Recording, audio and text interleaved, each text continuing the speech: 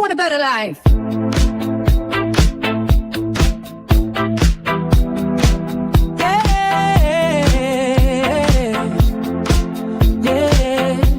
Let's make it real. This is a better life.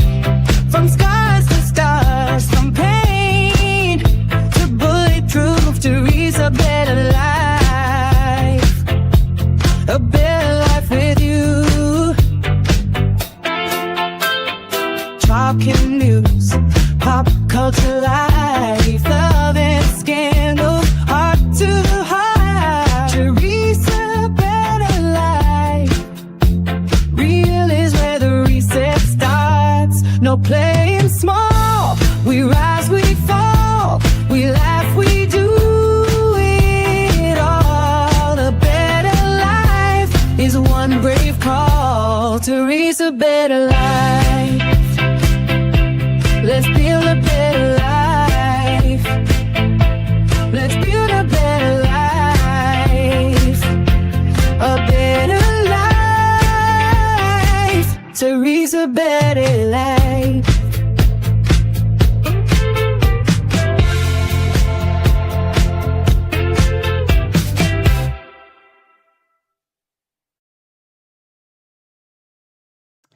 Good afternoon. Good afternoon. It looks like my camera is, I struggle with this. I'm struggling with this. I'm going to put my camera up. I can't. Oh, bear with me. I'm going to go over and raise up my camera.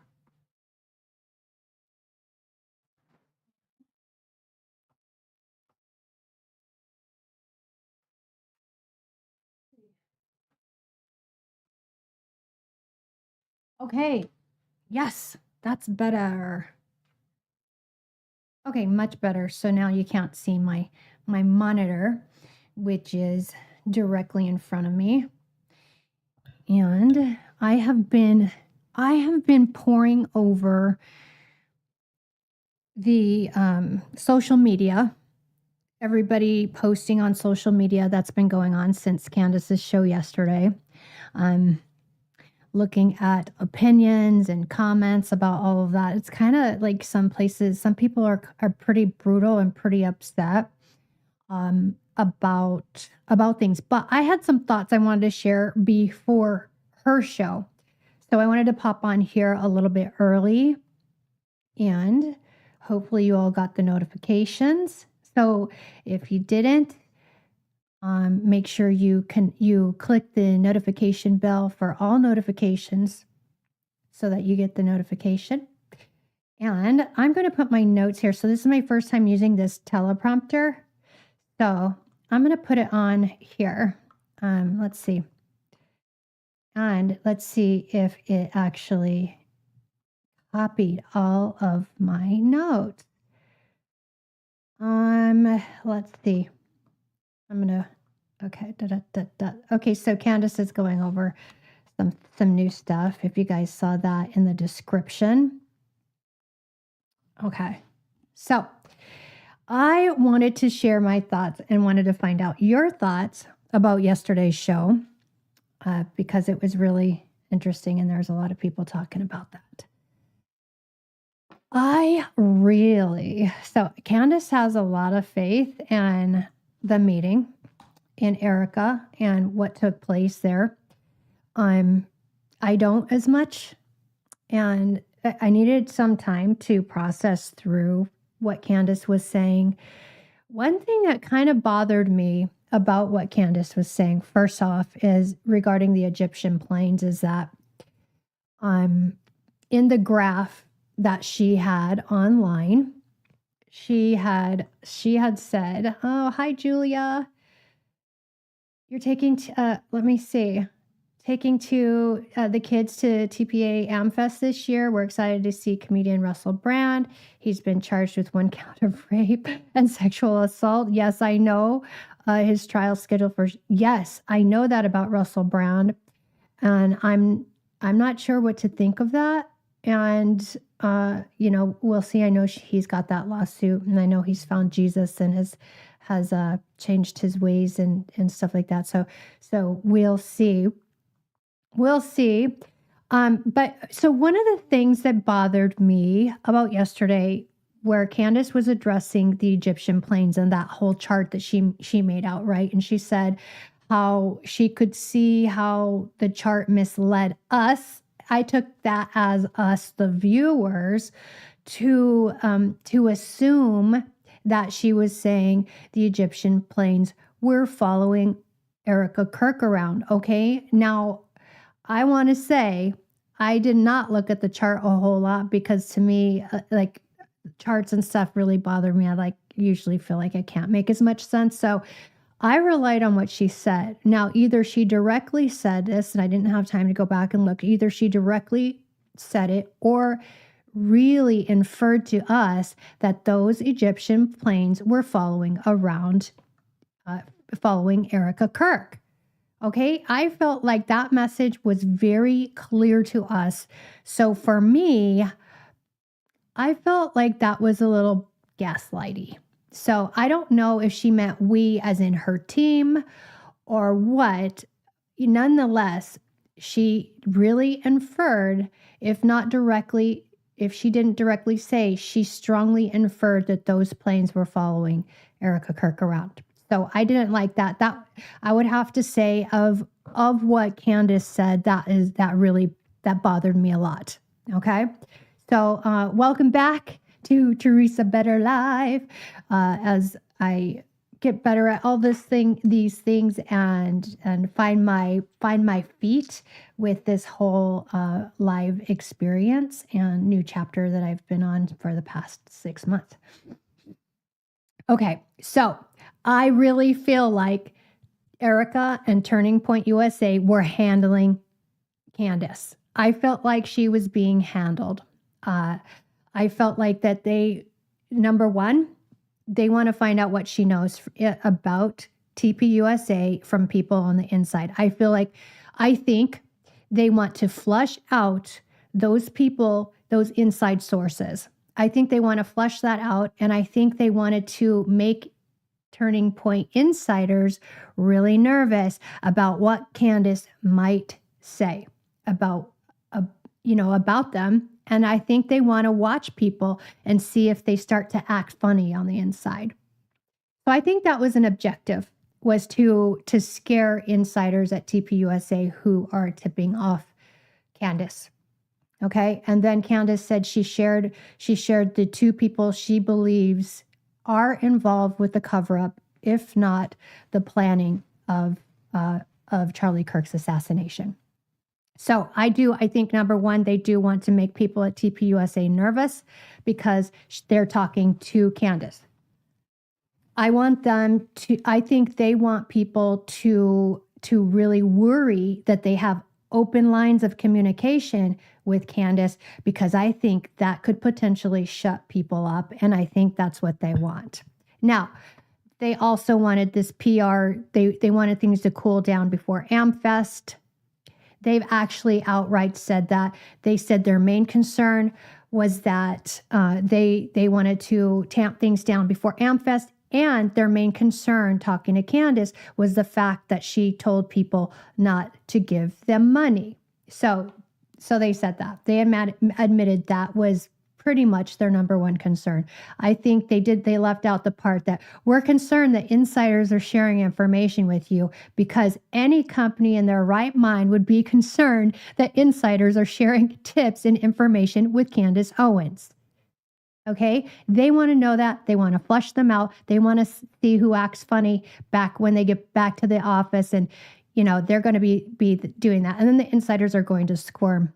Hello, everybody. Good afternoon. Okay, so I want to get through this before her show starts. So I want to try to keep clipping along through my notes.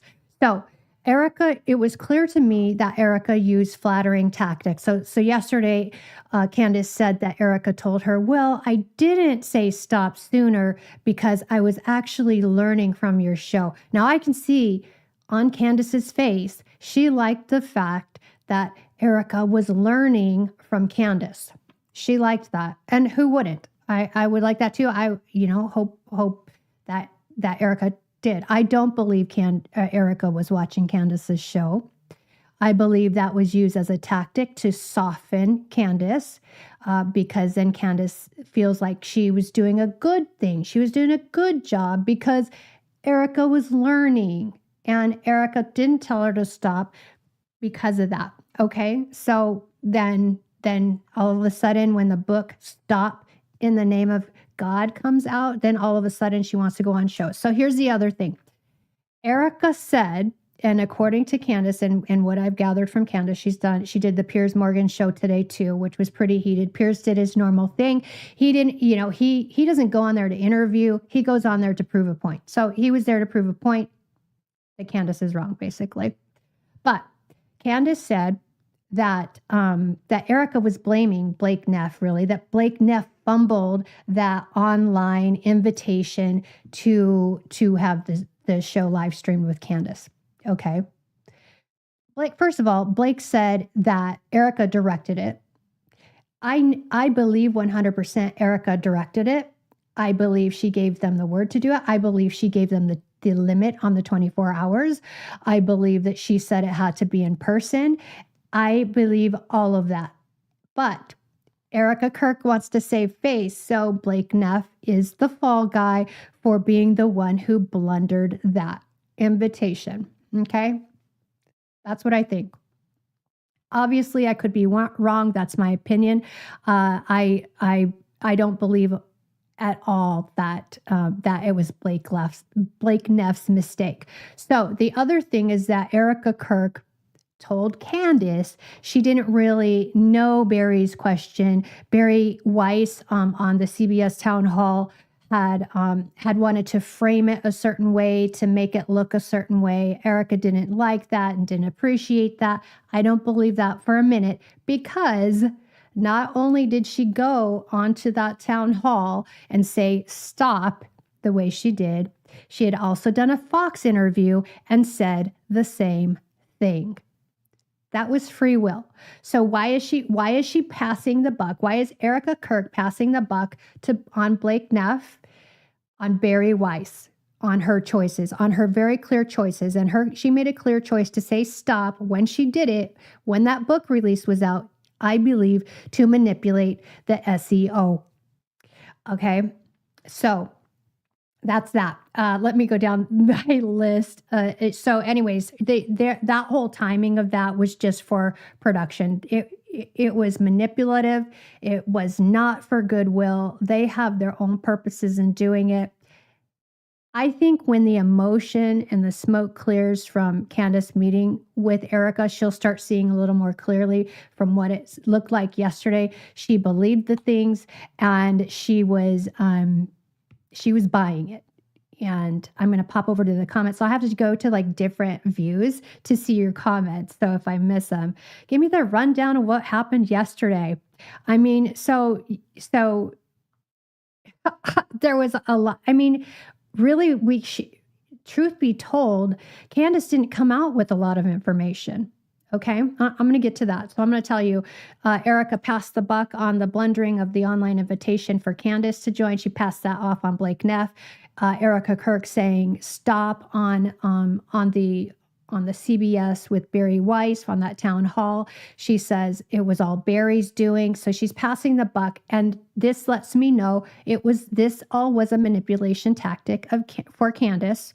They wanted to manipulate Candace, and they wanted to garner some goodwill so they could get information and act like they have the lines of communication open with Candace so that Candace stays soft and malleable. Okay. So anyways, I think it's just a bunch of bull.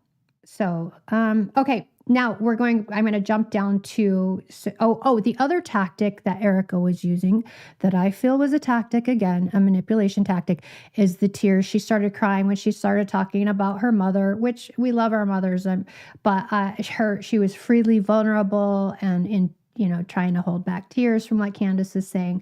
And Candace felt like that was genuine. I'm sure tears were genuine.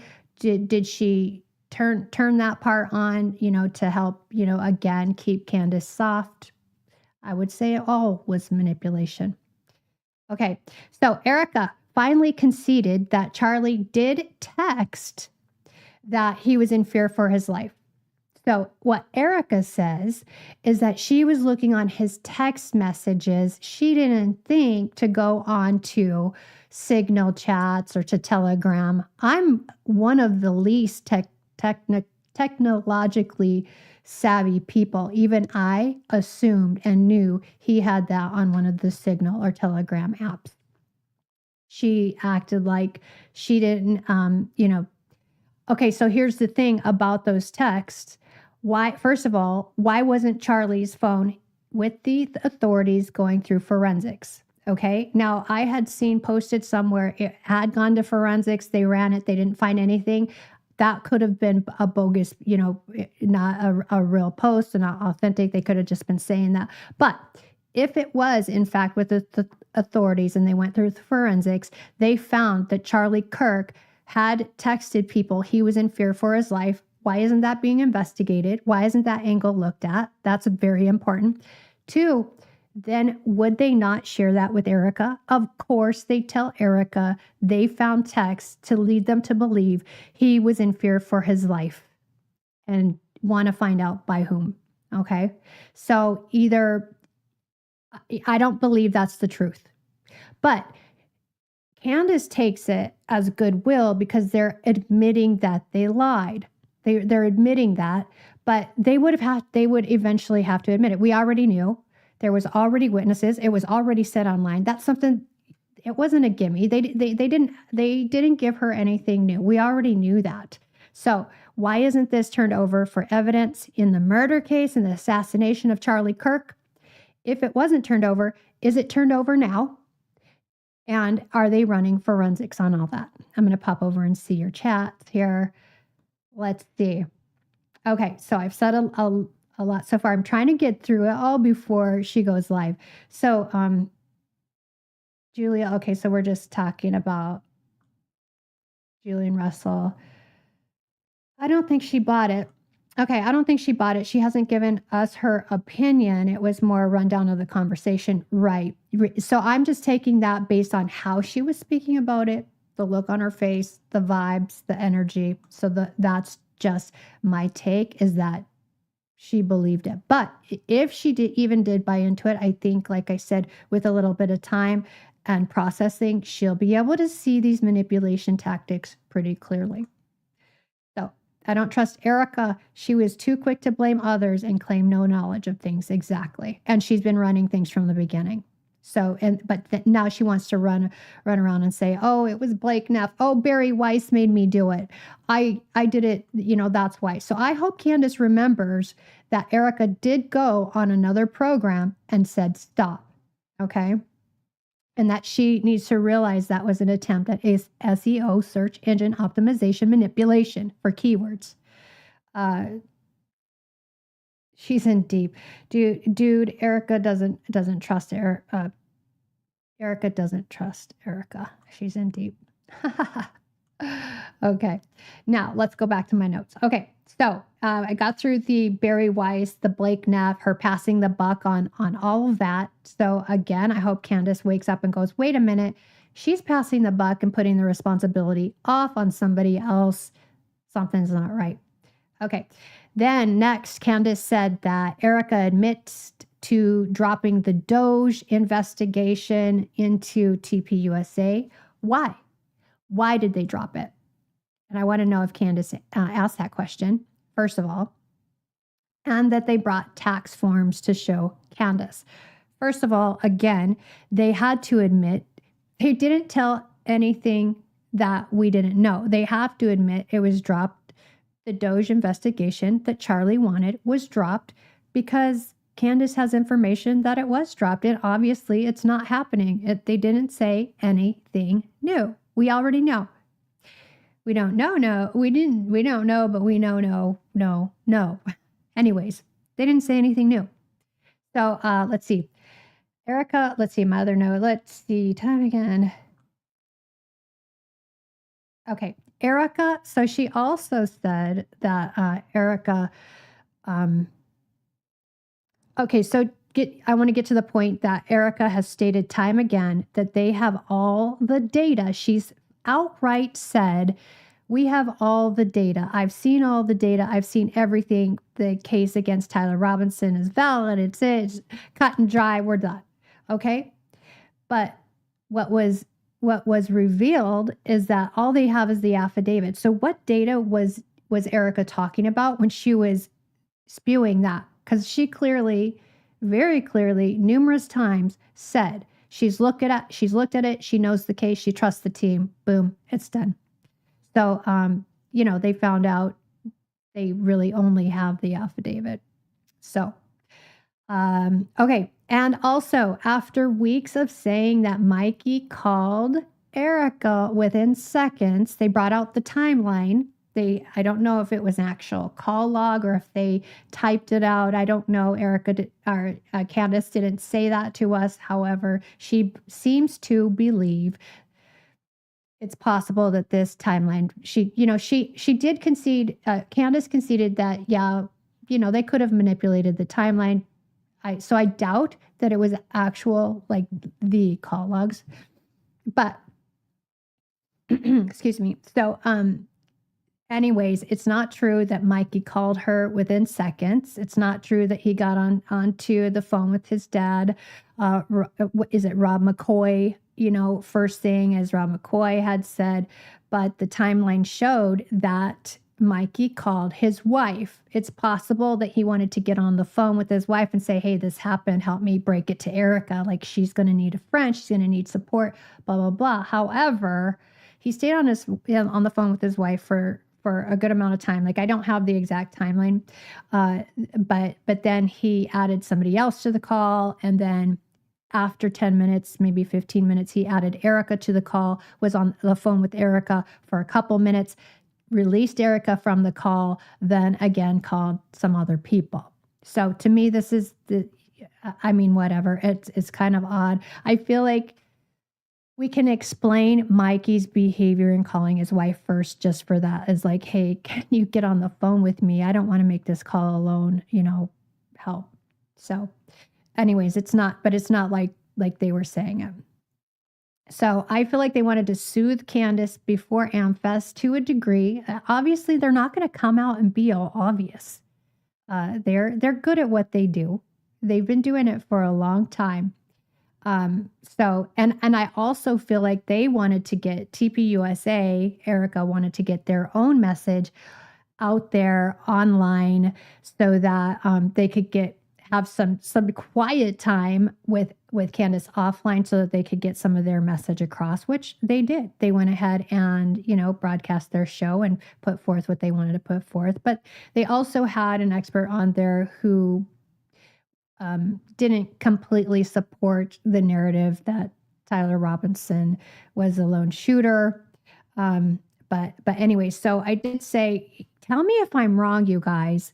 So the Egyptian planes, again, I'll say in the very beginning, what I said is about the Egyptian planes is Erika, no, I'm going to keep saying the wrong name. Candace said the chart she made with the Egyptian planes, she saw how it could lead us, which I took as us, meaning the viewer, to assume that the planes were following Erika Kirk around. Now, I didn't get that information from the chart. I got that information from hearing either Candace said it directly or strongly implied that's what was going on. Do you guys remember that? Did she directly say the planes were following Erika, or was it implied? Because I didn't.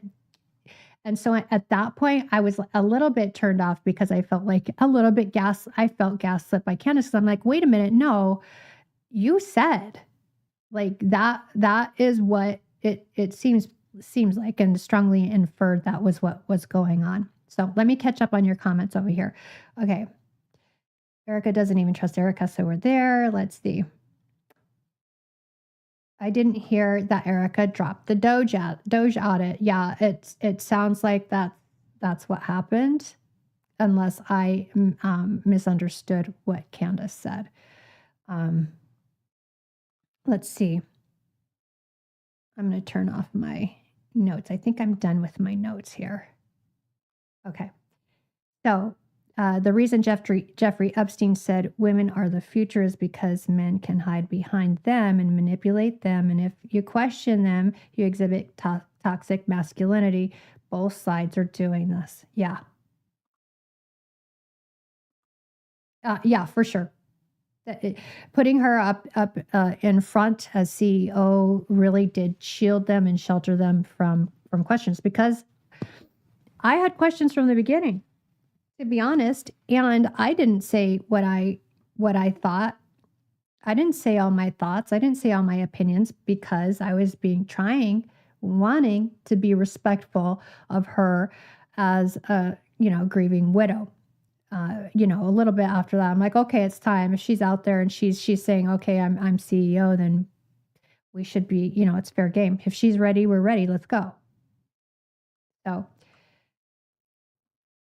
TPUSA and the anti-status quo farmer side. Teresa, did Erika confirm they dropped the audit? So that's what I think. I believe that's what Candace said, that they confirmed they dropped that audit. It's interesting. The amazing Mikey lied when and who he called. Really unnecessary. It's interesting he didn't mention the three-way call. Yeah, or Blake. Blake this whole time just sits there and he, shakes his head yes, and I don't know, does what everybody tells him to do. But Blake was the one who was putting that story forward about how the calls went. And they could, there's no reason they would get that wrong, because we know we can all go back. Oh, as soon as there was question, they could have gone back and go, oh, let me check my call logs so we can see what happened. But still, even when they came out with the truth, it still wasn't the truth, which we can, it's a pattern that we've seen already, and we can assume that pattern is going to remain. I can explain easily. All these men are mommy's boys. Their wives replace their mothers when they get in relationships. Well, the psychology of relationships is complicated, isn't it? Isn't it, for all of us? She implied, but said they appear to have dropped the Doge audit. Or are you talking about the planes?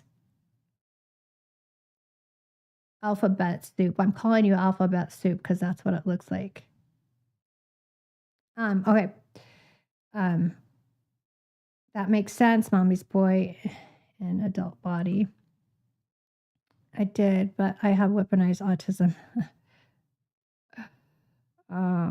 Okay, the planes.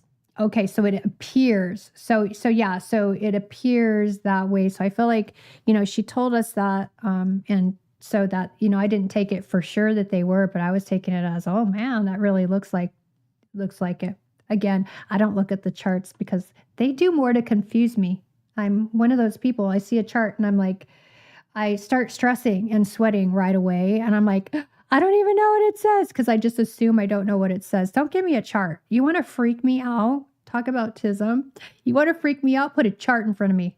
I will shut down so quickly. Don't give me a chart. Or math for that matter. Oh, let's look at the time. I don't want to. Okay. So let's see. The planes. Me, whenever I have to fill out any form, forms and doctor forms, I don't, they ask so many duplicate stuff. I just say no all the way down. And if I want you to know, I would tell you. So I'm not going to go through each of these things. I don't think you need to know all that. Anyways, I feel like they ask for too much information. And I don't want to give all that information unless I feel it's pertinent to whatever. Anyways, we got off on a tangent there. Yeah. Filling out forms. I'm just like, I'm really bad at that. I'll just go to the bottom. Fine. I know that's not great. Did you catch the Piers Morgan show? He just pretty much wanted to argue with Candace. And then, of course, everybody on X and social media saying Candace sold out, that she's got nothing now. And so now, I don't know if you guys had a chance to to read her description. She says, after yesterday's episode, we were contacted by a variety of people with information, and we can say unequivocally that the steel neck quotation never came from the surgeon. Are we not surprised? And the two people that Candace named to Erika that she feels were involved with the cover up and or the actual assassination of Charlie Kirk, I'm wondering if it's Colvett. Colvett was on another interview. Who was? Oh, Andrew Cuomo. So Andrew Cuomo's on News Nation, which I thought, okay, well, Andrew Cuomo's going to come out. He's going to be more of an independent, but he didn't seem like he was an independent at all.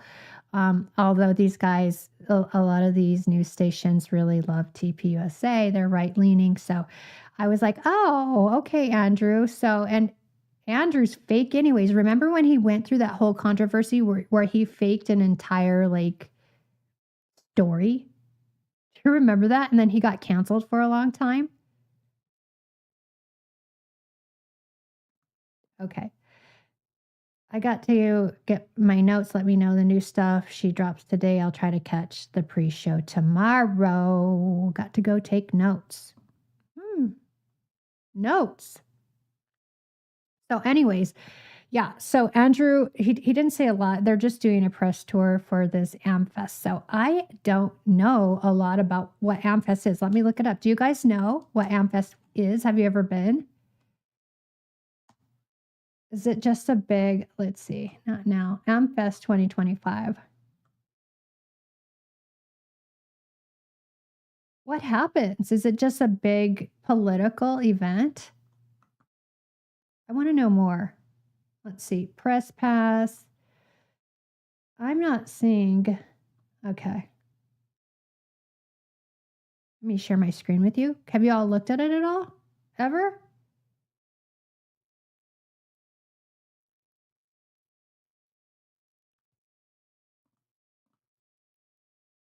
I'm going to share. Let's see. I'm going to stop. I'm afraid to jump off of sharing my screen. Okay, we have 15 minutes, so we'll be quick.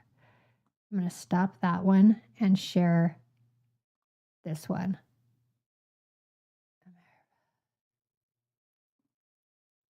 Okay. Can you guys see that? Let me see if I can make it bigger. Okay. I'll read it on another screen. Okay. Turning Point Annual America Fest conferences will be held, blah, blah, blah. Phoenix, blah, blah, blah.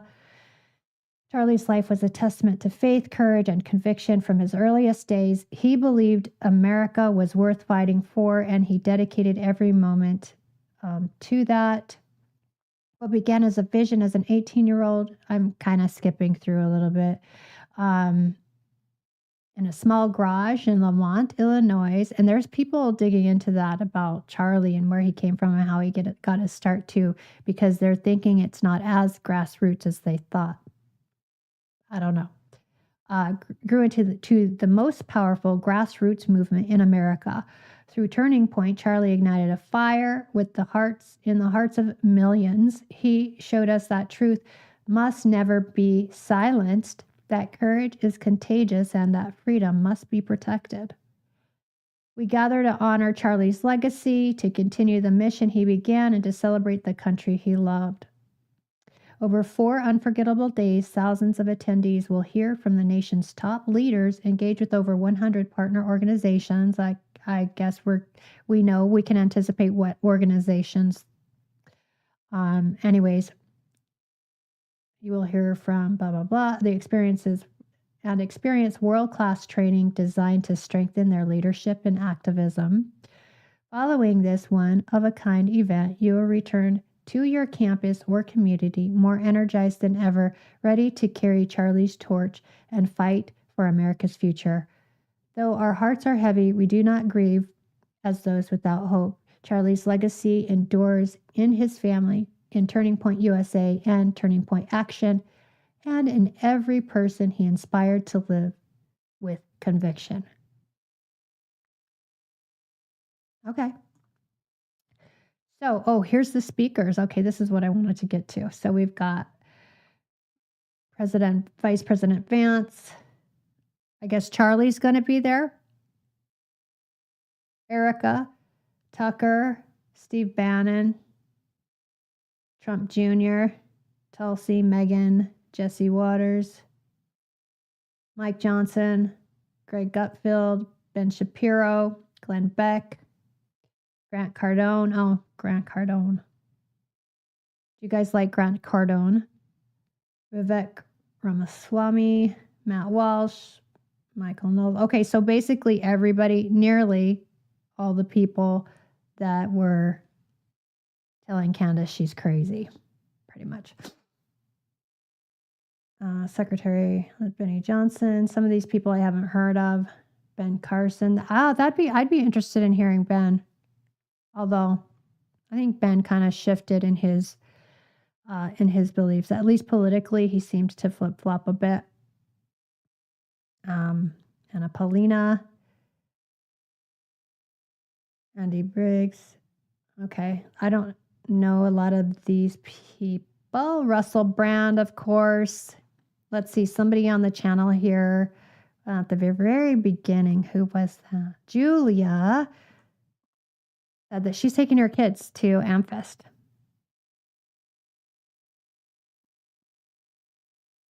Rob Schneider, that must be just a show they're doing to be funny. Todd Crisley, Brandon Tatum, Pastor Amawanchu. Anyways, he's very active on X and he condemns Candace a lot. Graham Allen, of course, condemns. John O'Keefe, Bryce, Frank Turek,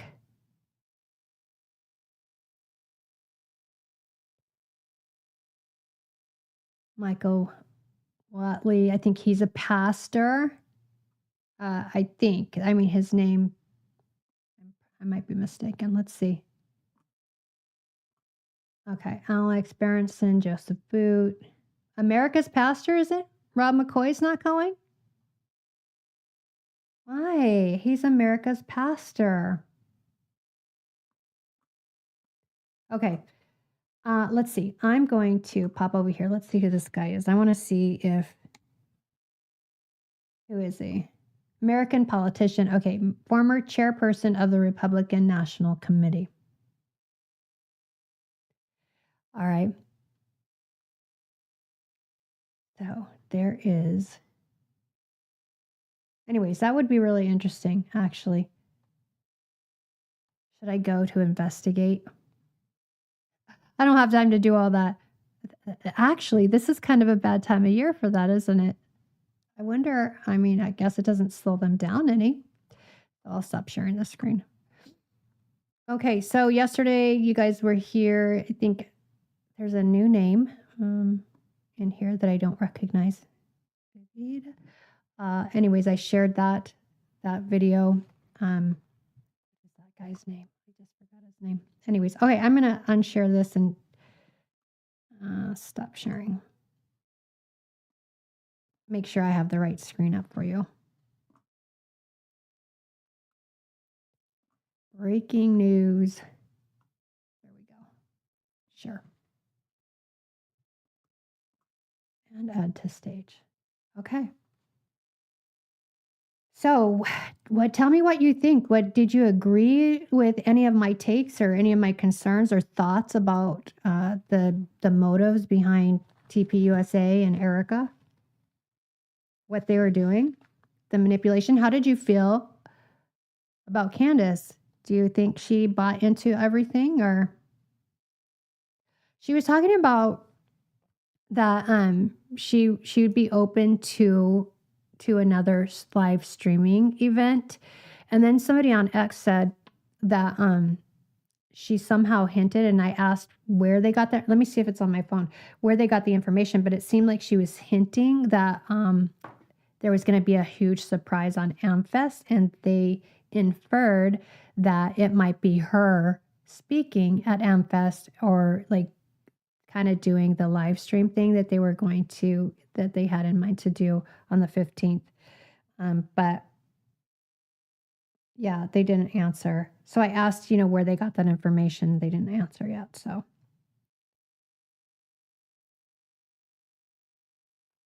anyways, that's what I've got for you. Thoughts, huh? Okay.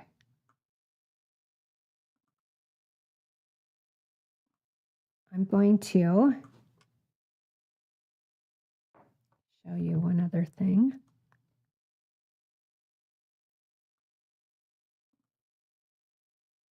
TikTok. Okay. So there was a person on TikTok who, how much time do we have? Just very limited time. Okay. So there was a person on TikTok who shared, I'll just tell you because I'm afraid I'm not going to be able to find it in time, who posted they go to the same church as Erika Kirk. And she said that Erika Kirk performs the same way in church as she does in public. So she'll be there, she'll go take communion, and then and she's fine. But then as soon as she turns around, then she's dabbing her eyes and stuff like this. This person is really, really doesn't like Erika Kirk and doesn't believe her. Let's see. Let me put this in. I want to find that video so I can play it for you guys. If I can find the person. Did I save it? Okay, I don't want to do that.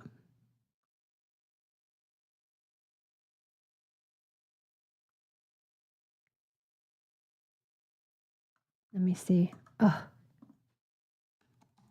Erika.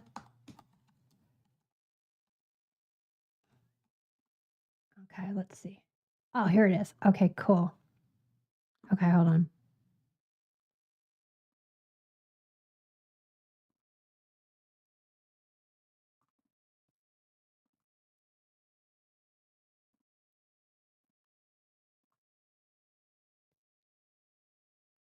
Okay, got it. Not, because this church has a side section.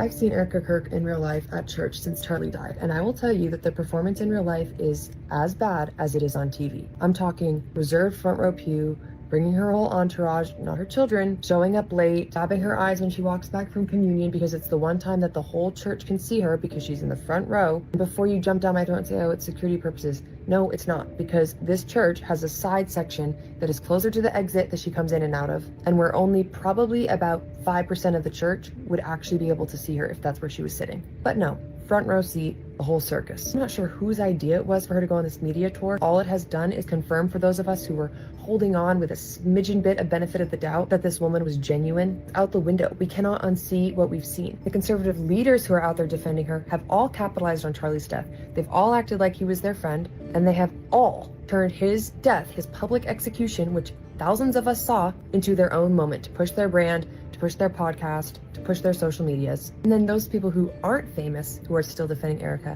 What Erika did the other day on whatever freaking show she was on, to call it a sickness of the mind. That is exactly how control-based groups, cults, fundamentalist religions gaslight and undermine anyone who dares question the authority, dares question the narrative being shoved down our throats. It's to undermine our sanity, to undermine our minds, to undermine the state of our souls and our relationships with Jesus. Some of us identify it and recognize it as the tactic it is, and it's disgusting. We need God because we need the truth. I've seen Erika Kirk in real life at church since Charlie died, and I will. Yeah. So she's on Instagram too. Baba Bosco. So she's on Instagram too.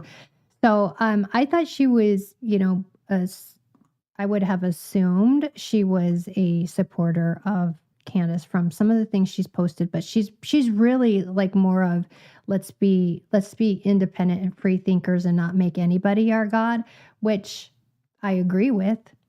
We don't take anybody and elevate them to the point of being flawless and perfect and God. We always want to use our own thinking, critical thinking, and our eyes and our ears and hair. But I the fact that people just assume because you support Candace or listen to Candace and that then you're just mindlessly doing that. Well, they either just assume it or they just want to They just want to accuse you of that to discredit everything that you say or that Candace says.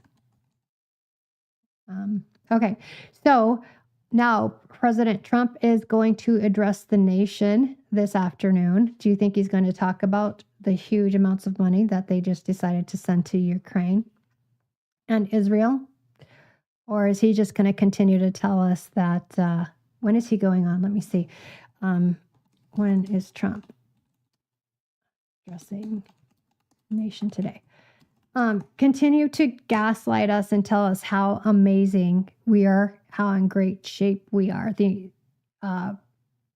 And when we're in great shape, you don't have to repeat that. You don't have to tell us we're in good shape. We'd know. We'd be spreading the news. We'd be posting about how awesome it is. But all they keep saying is, we're doing so great. We're entering into that golden age. It's the golden age. It's the golden era.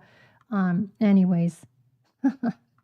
Okay, let's see. Trump to address the nation as his popularity dips in the face of economic concerns. When when it dips, he always says, we'll give you money. We're going to put money in your wallets, in your bank accounts, so that you'll like me again. And a lot of people fall for that.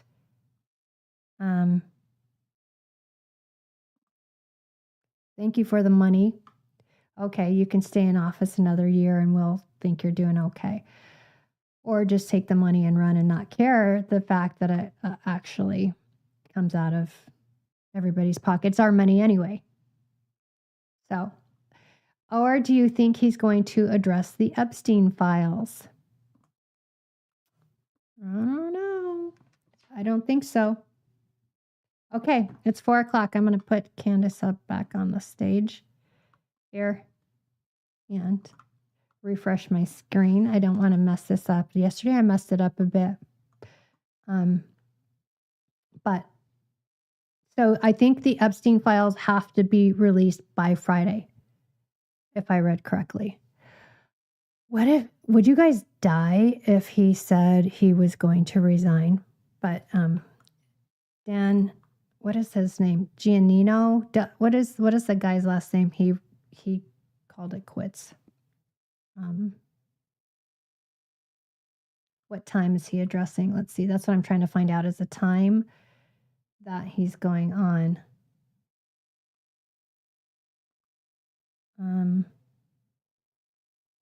Hold on. To deliver a prime time address in the nation Wednesday. Here's everything you need to know, except they haven't given me a time. Do you guys know what time this is happening?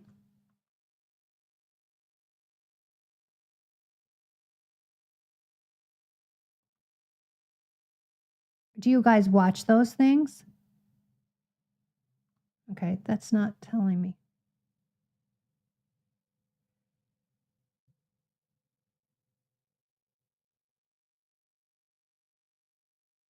9 p.m. Eastern. So I'm Central Time Zone, so it'll be 8 my time. Yes, I will be watching for sure. Okay, let's get back over. Come on, Candace.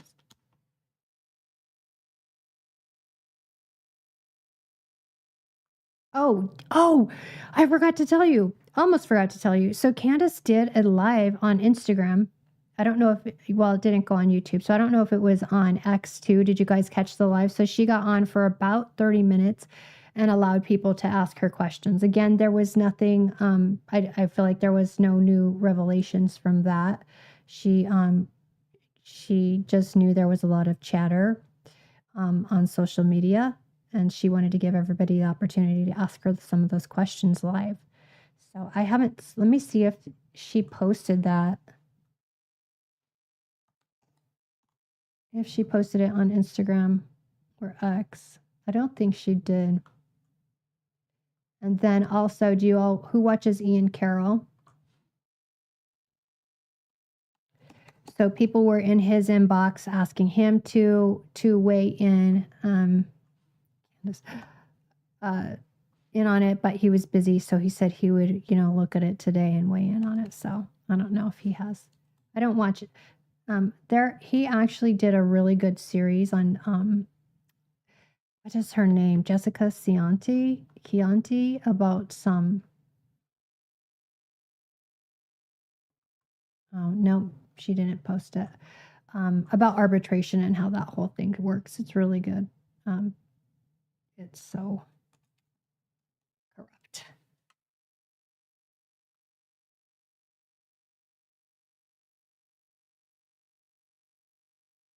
Let me check this and refresh it for you. Okay, I'm trying to close. Charlie Kirk. Okay, let me go into here and see. No, she didn't.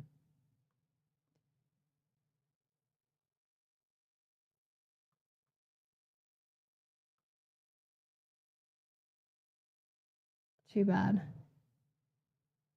Let me look on X real quick.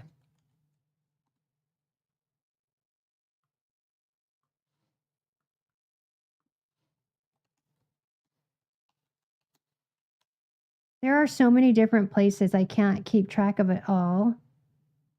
It's a full-time job, just this one. Like, I don't know how people really keep track of the multiple news stories that important things going on around the world. I'm like, how do y'all do it? Anyways. Okay. Nope, it's not there either. I stayed up till like 1:30. I stayed up until 1:30 last night looking at videos and reading people's comments just to get a pulse on what everybody was thinking. Here we go. And feeling. So there was a lot of posts about manipulation, DARVO. If you all know what DARVO means, it's here, I'll give you, it's an acronym. Anyways, I sent a message asking Candace to look at it. I just really want her to, I really want her to be able to recognize manipulation from Erika, because when you're blinded, you have blind spots, especially when you're emotionally connected, and she's emotionally connected. Please don't do the dance, Candace.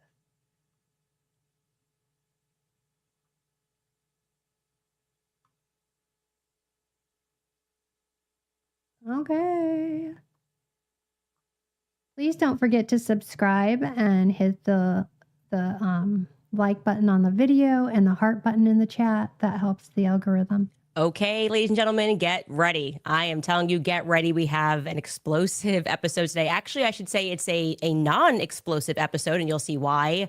We're going to jump right into this because after yesterday's episode, we were contacted by a variety of people with information, and it's time to state unequivocally that the steel neck quotation did not come from the surgeon. Okay, not only that, but it's odd that federal agents were, I would say, too involved at the hospital. When I tell you this story, your jaw is going to hit the floor. We also have never before seen photos of the vehicle, I know I sound like a Fed here, that Charlie was transported in to the hospital when they were trying to save his life. I'm telling you, my perspective is that all of these leads are ramping up.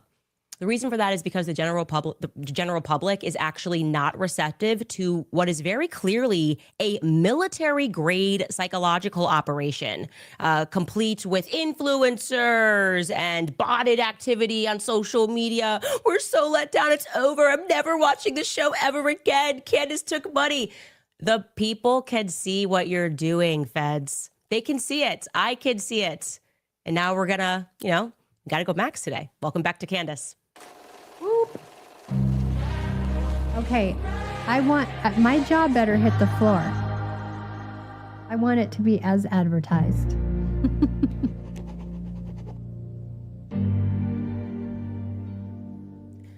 What I said on my Instagram stories, if you're not following me over on Instagram, is very true. I actually have never played chess, but I think I'm a good player. I think I'm a good chess player in life. So I've kept a lot of cards close to my chest, and truly it is because I have understood throughout this entire process that we need to separate the wheat from the chaff. Like, of course, not every single person is bad at Turning Point USA. We don't have every single person that's bad that works for the FBI or the NSA. There are good guys everywhere, and there are bad people everywhere. So when somebody's telling you everyone's good or everybody's bad, you should not believe that. Well, get ready, guys. Buckle up. Where do we begin? This is what I would say is clearly a federal disaster. We might even have to bring in FEMA. That's how much of a disaster this is and how much it is going to be for Kash Patel when we get through with this episode, because federal prints are all over the Charlie Kirk assassination story. Okay. There's no way to deny it at this point. Nothing they are saying makes sense. They've told us lies, misrepresentations, and I think they are the ones who are attacking people who are reasonably concluding that nothing makes sense. Okay. Our intuition is telling us that something bigger is at play, and we're going to keep following that intuition and mocking us for saying that we had dreams that Charlie was betrayed, or rather mocking me. Many people actually had dreams and they email me them all the time. It's just not going to work. You are going to come apart when I deliver these new facts to you. So yesterday, I revealed to you that I was told that Andrew Colvett was allegedly flying blind when he tweeted out the conversation that he had with the surgeon. Now, just to jog your memory, how that all came about was me doing the show and saying, oh, I saw the back footage and there was no blood. And then very quickly, which I didn't really understand why he had done this, he tweeted out that long tweet about Superman neck, and he puts this quotation in here, quote, that the surgeon said, quote, absolutely, it should have gone through. Sorry, go back to the last one. Absolutely, the bullet should have gone through, which is very normal for a high-powered, high-velocity round. I've seen wounds from this caliber many times, and they always just go through everything. This would have taken a moose or two down, an elk, etc. Next up, that quotation continues. It was an absolute miracle that someone else did not get killed. His bone was so healthy, and the density was so impressive that he's like the man of steel. It should have just gone through and through. It likely would have killed those standing behind him too. And that seems strange for a lot of reasons. First off, HIPAA compliance. Why would he speak to Andrew Colvett? Also, did Andrew Colvett record it? It's a pretty long quotation. Why is it in quotations? Do you remember that verbatim? And I can tell you that it's kind of been a mess since. This is kind of the beginning of everything, right? If we're being honest, that one solitary tweet was the beginning of the, what I would call, federal mask slip.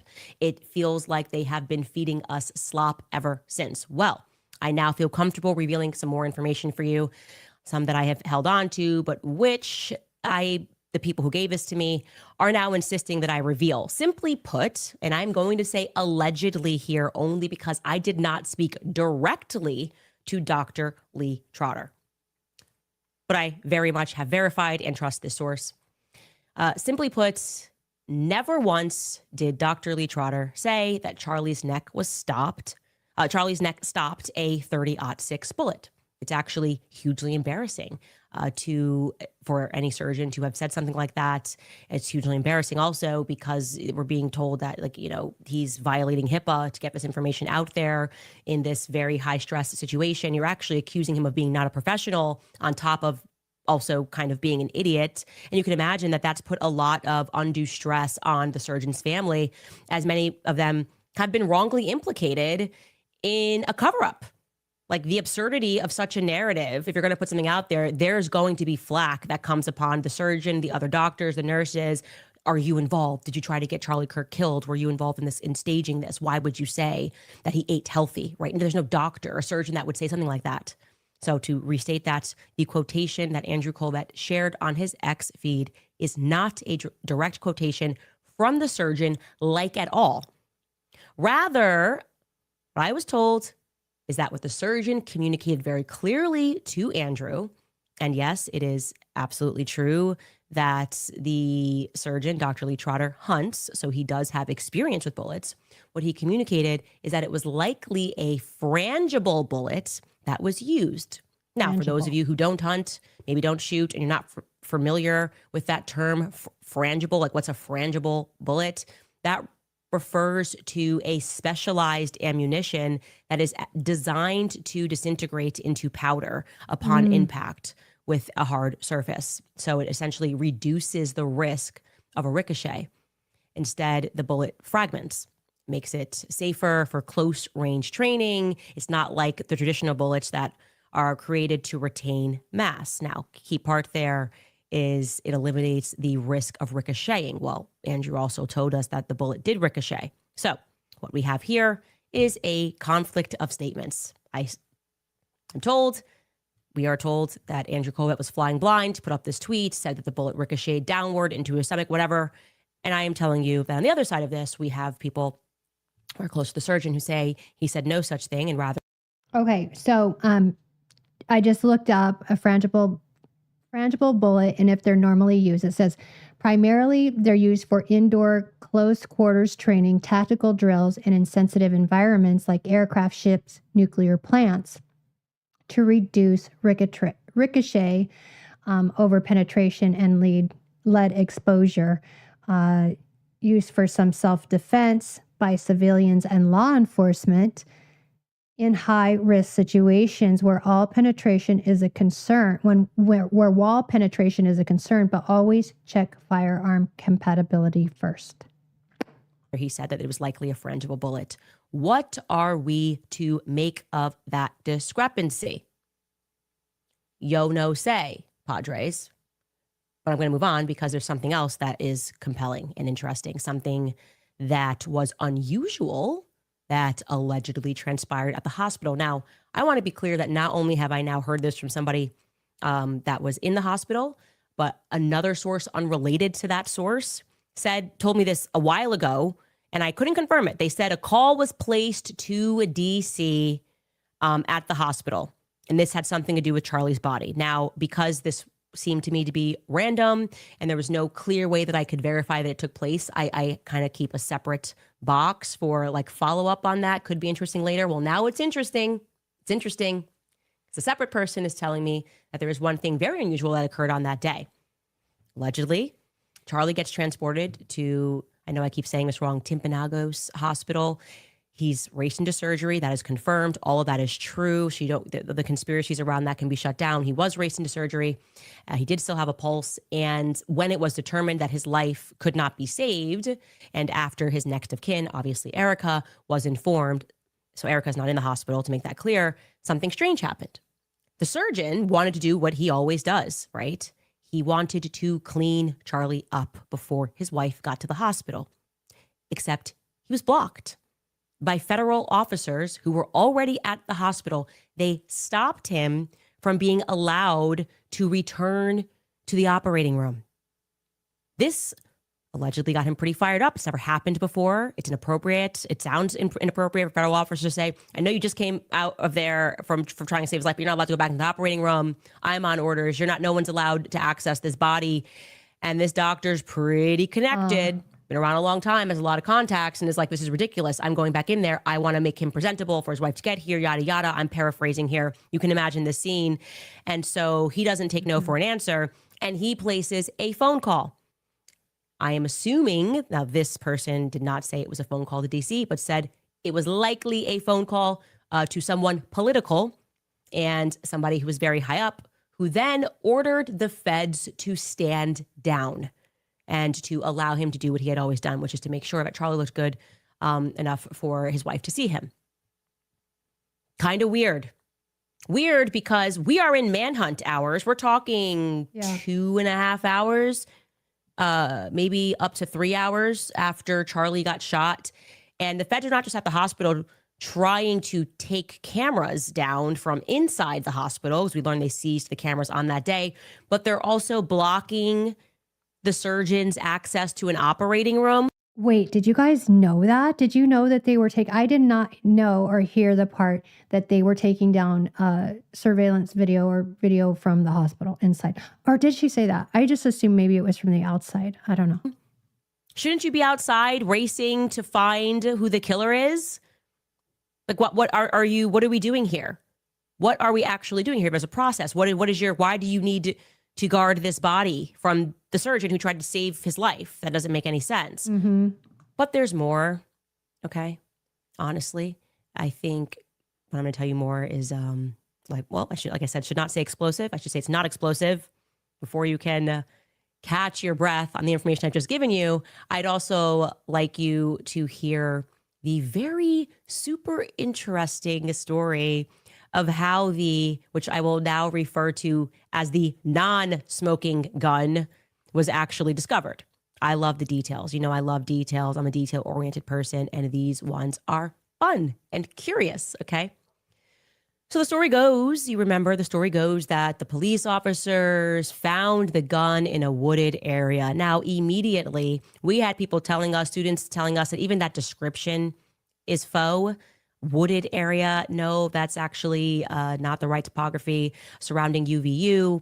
Well, interestingly enough, the exact place where the gun was found, which is described more like a median between two roads. I think I showed you that footage of where they found that gun, certainly not in the woods.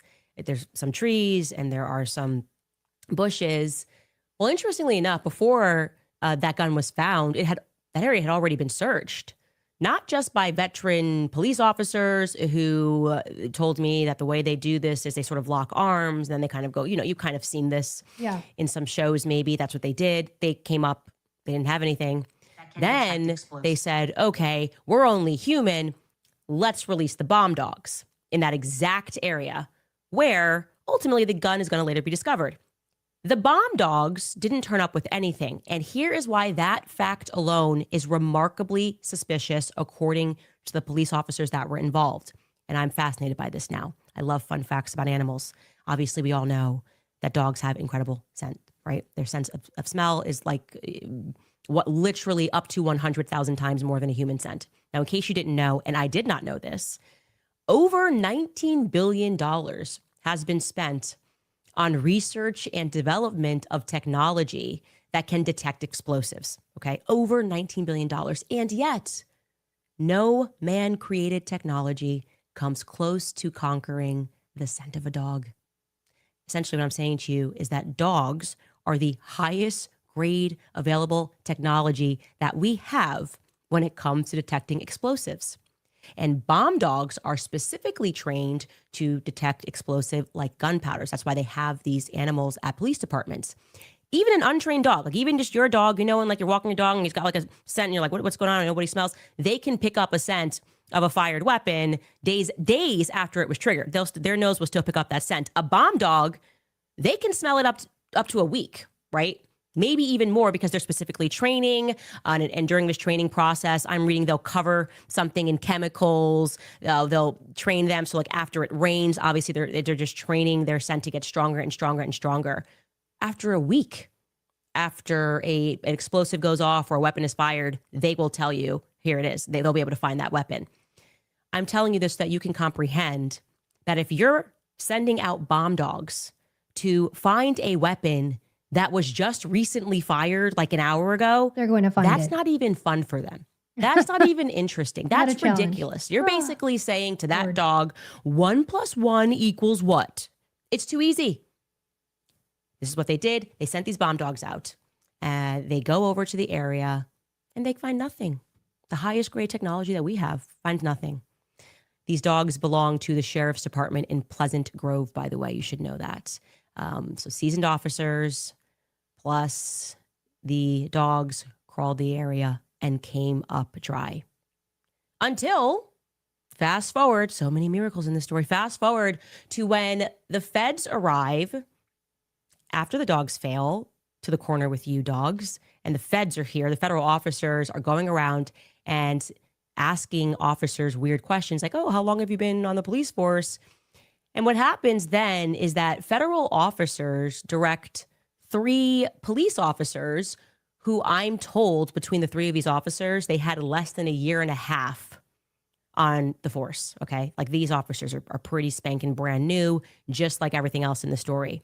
And the federal officers specifically direct them, check again over yonder, check again yonder. Go Right that over there, way. because I just don't trust that super high grade technology of a dog's nose that we have. Okay. And you, sir, you 3, go and see if there could be something over there. We can't trust those 100,000 times stronger noses. You're human. Take on the task. And guys, you're not going to believe me. The nose that's trained to pick up gunpowder, explosive, combustible material, they get an F. But lo and behold, these police officers, bam, there it is, the gun. We've got the weapon. Woo! Amazing. No cheating here. We nailed it. We might as well get rid of these dogs, right? It's completely useless to have these dogs around. I have the names of the officers who were involved in that discovery. I do not intend on releasing those names at this moment in time because I'd like to try to reach out to them in earnest, and also because I also need to research them because I'm like this and I need to know who their great-grandparents are. I need to know everything about these officers. That's not the only dog in the story. Then there's Freya. Freya is a canine dog, and I am told that, and please correct me. Okay, actually please don't send me a million emails if this little factoid I get wrong, but my understanding is that the canines are different from the bomb dogs, and the canines are trained for like drugs and can like smell a person. Okay, whatever. Freya in this story is a canine. Okay.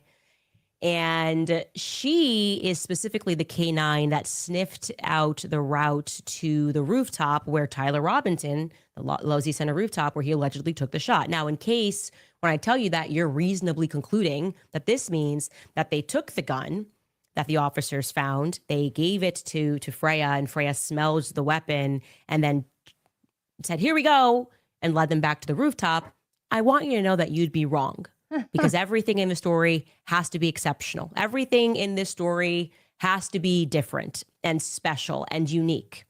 Actually, they didn't give Freya any object, but rather conducted something that was described to me as a condensed scent trace. So it's different. Freya, I'm told by police officers, essentially traced the scent from the bottom of the building where we saw a person jump off, right? And back to the top of the building. So Freya was able to conclude it's effectively like a target odor trace that the person who jumped here came from up here. I want to be clear. I am hearing this from multiple officers who were involved with the hunt, who have reached out since the very beginning and said everything was weird, everything was wrong. We feel like we were effectively being sent on like wild goose hunts, like a wild goose hunt by the feds, and the feds were sort of directing the show. That's a lot of information I just gave you. We're not even warmed up because there is one more thing that I would like to share with you before we take a brief break. Now, this is something that I cannot confirm with, I guess, the usual certainty that I have, but it feels important for me to state it because I hope that because 1 and 2 officers have been courageous, and I'm hearing the rumors, but I want to confirm. I'm hoping that somebody will stand up. Maybe the very officer that was involved in this will stand up and contact me. But I had received a tip a while ago from a few police officers, a tip that I would like to confirm, but I think it should be put out into the open. After we broke the story of the rentals, of the Toyota rentals, I gave you guys the exact description. I also gave you the plates, but that could also be not relevant because if we're dealing with feds, they change the plates, obviously. Yeah. Anyways, there were some good guys in the police department who had recalled, and I did confirm that I'm speaking with people at the police at the police department at the very least, who recalled something odd that happened on that day involving a white Toyota RAV4. The story goes, obviously, everybody's eyes are peeled, looking for anything unusual, looking for the suspect on this manhunt. And there's an officer who catches a speeding car shortly after the shot is fired, and this officer is convinced that this is the killer. Like this, I'm going to be in hot pursuit of this killer. The officer pulls over the Toyota RAV4, and when the officer gets to the window, the driver of the RAV4 flashes an FBI badge. I am telling you the exact truth of it, what was communicated to me. And I would like to confirm the story because it's pretty explosive. If that is true, if Toyota RAV4 was pulled over, how do we get that? Do we have to FOIA? I don't know. And that's why I'm putting it out there because there may be a way to even get around. I'm assuming that officer would have had to have a camera on him. Did a federal officer get pulled over driving a Toyota RAV4? Again, this would have been shortly after the shot went off. So we're probably looking within an hour. Maybe let's widen it and say within 2 hours, a Toyota RAV4, a white Toyota RAV4 was pulled over and a federal badge was flashed, letting that officer know that he or she was outranked. So there's that. And we still have more. So somehow this is just, look, it's the last week before break. We got to get it all out there. And the way that they are behaving, the craziness of how I'm being attacked is letting me know that we are dead close to something. And we're going to keep pushing. We're going to take a brief break here to throw to some of our sponsors. All right, you guys, when they double down on abortion, we know that we have to double down on supporting Okay, life. well, that did make me drop my, my jaw dropped a little bit. Here, I'll show you. I'm going to show you guys this real quick. They're processing their guilt in the way that Their grief. their grief, thank you, and their mourning. They're processing their guilt. They're processing their guilt. They're processing their guilt.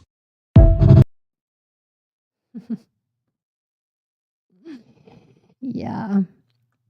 They're processing their guilt, Andrew. I said that. I watched that video and immediately I'm like, Andrew Colvett. Condensed scent. Okay, let's see. Condensed scent is a crime scene. In a crime scene refers to smells released through a decomposing body. Oh.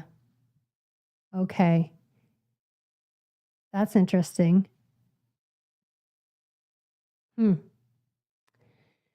So Andrew, he keeps inserting himself into this and he keeps looking worse and worse.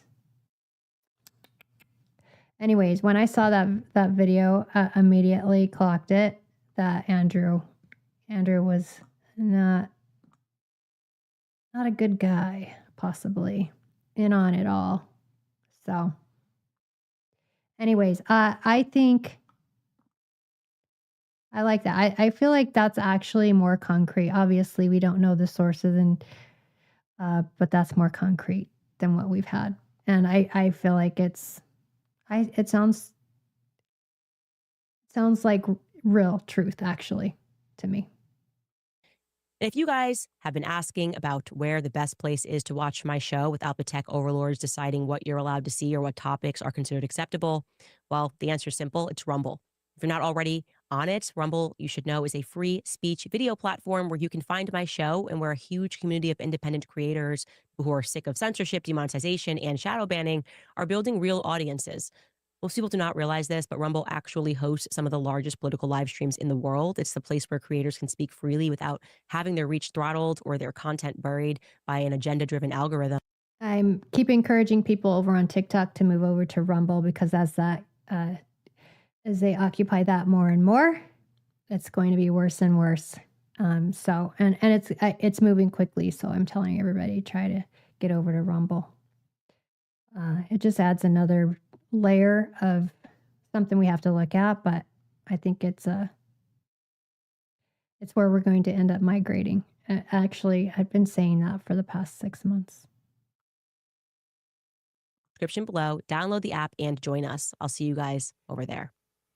I am telling you guys, we are in a fight for our minds. These are psychological wars that they impart upon the people, and I have never seen one more extreme than this Charlie Kirk cover-up that the feds are engaged in. Speaking of which, I've heard the rumors, obviously, that Dan Bongino, which it looks like Trump has just confirmed, is going to leave the FBI. As assistant director of the FBI, he will be stepping down. Trump said that he thinks that Dan wants to get back to his show. I think Dan has probably realized how far-reaching this corruption goes. I have been wondering why Dan has been silent, I would say effectively silent on the Charlie Kirk situation. He has not been a part of the people that have been feeding us trash. And maybe his silence is actually some dignity. Like saying, I'm not going to take part in this. And he's doing maybe what Marjorie Taylor Greene did and said, this is hopelessly broken. And I feel like I'm betraying the American people and he's going to leave. And maybe he feels like he can fight better from behind the mic. And I certainly am feeling like we are doing a lot here just by investigating this truly. And when I say we, I genuinely mean you guys back at home, because I feel like we're all kind of waking up to just how much the military controls how botted comment sections can be. I click on this person and they just created an account. That's a war on your mind. Okay. That's a war on your mind. So sticking with this theme of federal corruption that transpired on that day, a major question, and I need to do more research on this, that in terms of like who was driving and what everybody said on the day. But what happened to the car that Charlie was driven into the hospital while he was still alive? Or better yet, what do you think should have happened to that car, or what is required to happen to a car impounded after someone is assassinated in a car, or like is bleeding Or in a car and taken there's into evidence? custody. I would have assumed that the feds impounded the vehicle. Do we agree? Yes. That seems like 100. every show that you watch. I used to watch 48 Hours. You got to impound the vehicle so that you can then collect more evidence. Well, the only indication of what we have learned from people that were actually in that vehicle on that day came from Frank Turek. And he does discuss with Megyn Kelly him getting his bag at the hospital after the FBI cleared the vehicle. I don't want to put words into his mouth. Let's take a listen to what Frank Turek had to say. They roped off the vehicle that we took out of there as a crime scene. I don't know why. It wasn't part of the crime scene, really. So we couldn't get into the vehicle until the FBI cleared it. And it happened that Charlie, in the back seat below him, between these two bucket seats, was my computer bag. So everything, I couldn't go anywhere. You know, my wallet was in there. I wasn't going anywhere anyway, but I had to go in and get that out. And so when they finally cleared it, I got into the car and I pulled out my bag, and draped over my bag was Charlie's necklace that had a cross and medallions on it. And I had heard they were looking for that. Oh, And so cop was like, "Oh, we've been looking for that." I said, "I got it." So I just took Frank. it. huh. Okay. Okay. So Weird. he's explaining that they did say this is a crime scene. Obviously, there could be evidence in here that we need. That makes sense to me. But they allow him to grab his bag and Charlie's necklace, and he goes away. And I would have assumed that they then impounded the vehicle for further inspection. But that if I had assumed that, I would be wrong. Actually, what happened is immediately after the car was transported to it was towed to a towing facility that's just kind of really around the corner from the hospital. And then from there on Monday, they had another tow truck come and take that car so that it could get a cleaning and be immediately put up for auction. Now, this is unusual on two ends of this. I'll tell you what those two ends are. The first end is that this was a rental vehicle, right? And even if a crime happens in a rental vehicle, especially a brand new one that is that big, you as the owner of a rental car facility, you have an option to get that car back. You have an option, obviously, to get that car back, to get it clean. If you're going to get the whole thing recarpeted, that would be a tremendous loss against the company for you to just, never mind, whatever, sell it. Well, apparently, and I'm saying this allegedly, the owner of the company was in California at the time. He gets a phone call and he's just like, no, never want to see this vehicle ever again at our facility. I don't want there to be any PTSD for the people that work here at the rental facility. Just like get rid of it. You could sell it and that's it. It's never coming back here. Maybe that is just kind of the good-natured response. I would assume they weren't going to, haul it in with all of Charlie's blood in it. But the speed at which this vehicle was just given up effectively for auction is unusual, especially because they didn't even require insurance to come, which would make sense. We know how this works. You can't collect, even if you're going to say, hey, whatever, I want to get rid of this vehicle. You're going to want to make sure that you have tons of pictures and evidence, and you got to send the insurance guys. The insurance guys have to talk about how much damage has been done to this vehicle. I don't know who has to pay for it to be fixed before it can be sold, but you're going to have to send insurance. None of that happened. Okay. Weird. Just like, woof, that's it. The feds saw it. Everything's going down at the hospital. The feds are really at this hospital. And then it's over. I find that to be very strange. I have 6 photos of the inside of that vehicle. We are on the fence about, and I don't know what you guys think in terms of YouTube and showing this, or are we going to have to put this up on the website when we drop all of the Egyptian plane logs? I mean, what do we think, guys? I'm letting you, Mark, make a decision here about Show me whether or now. not. And if we do show this, is obviously like very viewer discretion advice. People have watched crime scenes on the news. Show us. Should we? Show what do you us. think? Show us. Show us. You think the one we'll show one of them that's not so gory? All of them. Yeah. Okay. Yeah. I think the back row is probably the best. Like, this is just so you guys know that we're not making up that we have these photos. We do. We have these photos and they tell a story. And I think it's important to share these photos with people, which I'm going to do. Investigators. When I say investigators, I mean like mommy sleuths and investigators on the ground who have been looking into the story and not accepting the Fed slop. I think it's a good thing. I think we can come out of that so you guys can see it's interesting. It is very interesting. And it tells, I think, and just more pieces can come together. I think we need to know where everybody was sitting in this car, what everybody said. I know that there have been people that have been doing that work, and I intend to partner with them to just make sure that everything makes sense. Okay. Now pivoting, because what I'm really getting at and what I have been clear about from the very beginning, I just think the feds are implicated. I do. I just feel the feds are implicated. Everything they are doing, everything that we are learning, everything that I know tells me that they went there to cover everything up. To cover everything up, including sending U.S. Marshals on a wild goose chase. Everyone, police, everybody who's there that day says the feds were not acting right. They don't actually feel like they wanted to solve the crime, but rather to create hurdles, including Kash saying, we got him. And then it wasn't the person, oh, never mind, we made a mistake, was to stop people from actually discovering who killed Charlie Kirk in those critical hours following the shot. Like they were attempting to disrupt, actually. And I believe that. So, like I said to you guys yesterday, and don't worry, every following 2 days, we're just going to have bombs for you guys. But I really sense there has been this ratcheting up of what I have been telling you all year. There are military bots. These are military grade bots that are online. I saw them after October 7th. I saw these military grade bots when they wanted me canceled from Australia. I just recognize the pattern of what they do. They kind of all say the same thing, and it just is meant to get into your psyche. But we recognized this increase in this botted activity after we started speaking about Fort Huachuca. Talked about Fort Huachuca. We talked about, this guy. He's convinced that he saw Brian Harpole, and we start talking about the Egyptian planes. All of this is on the same day. We're getting a picture, and that felt really relevant, that he believes he stumbled upon this, all hands on deck final meeting the day before. And initially people thought, man, I think maybe somebody's pulling Candace. And then we were able to verify his story.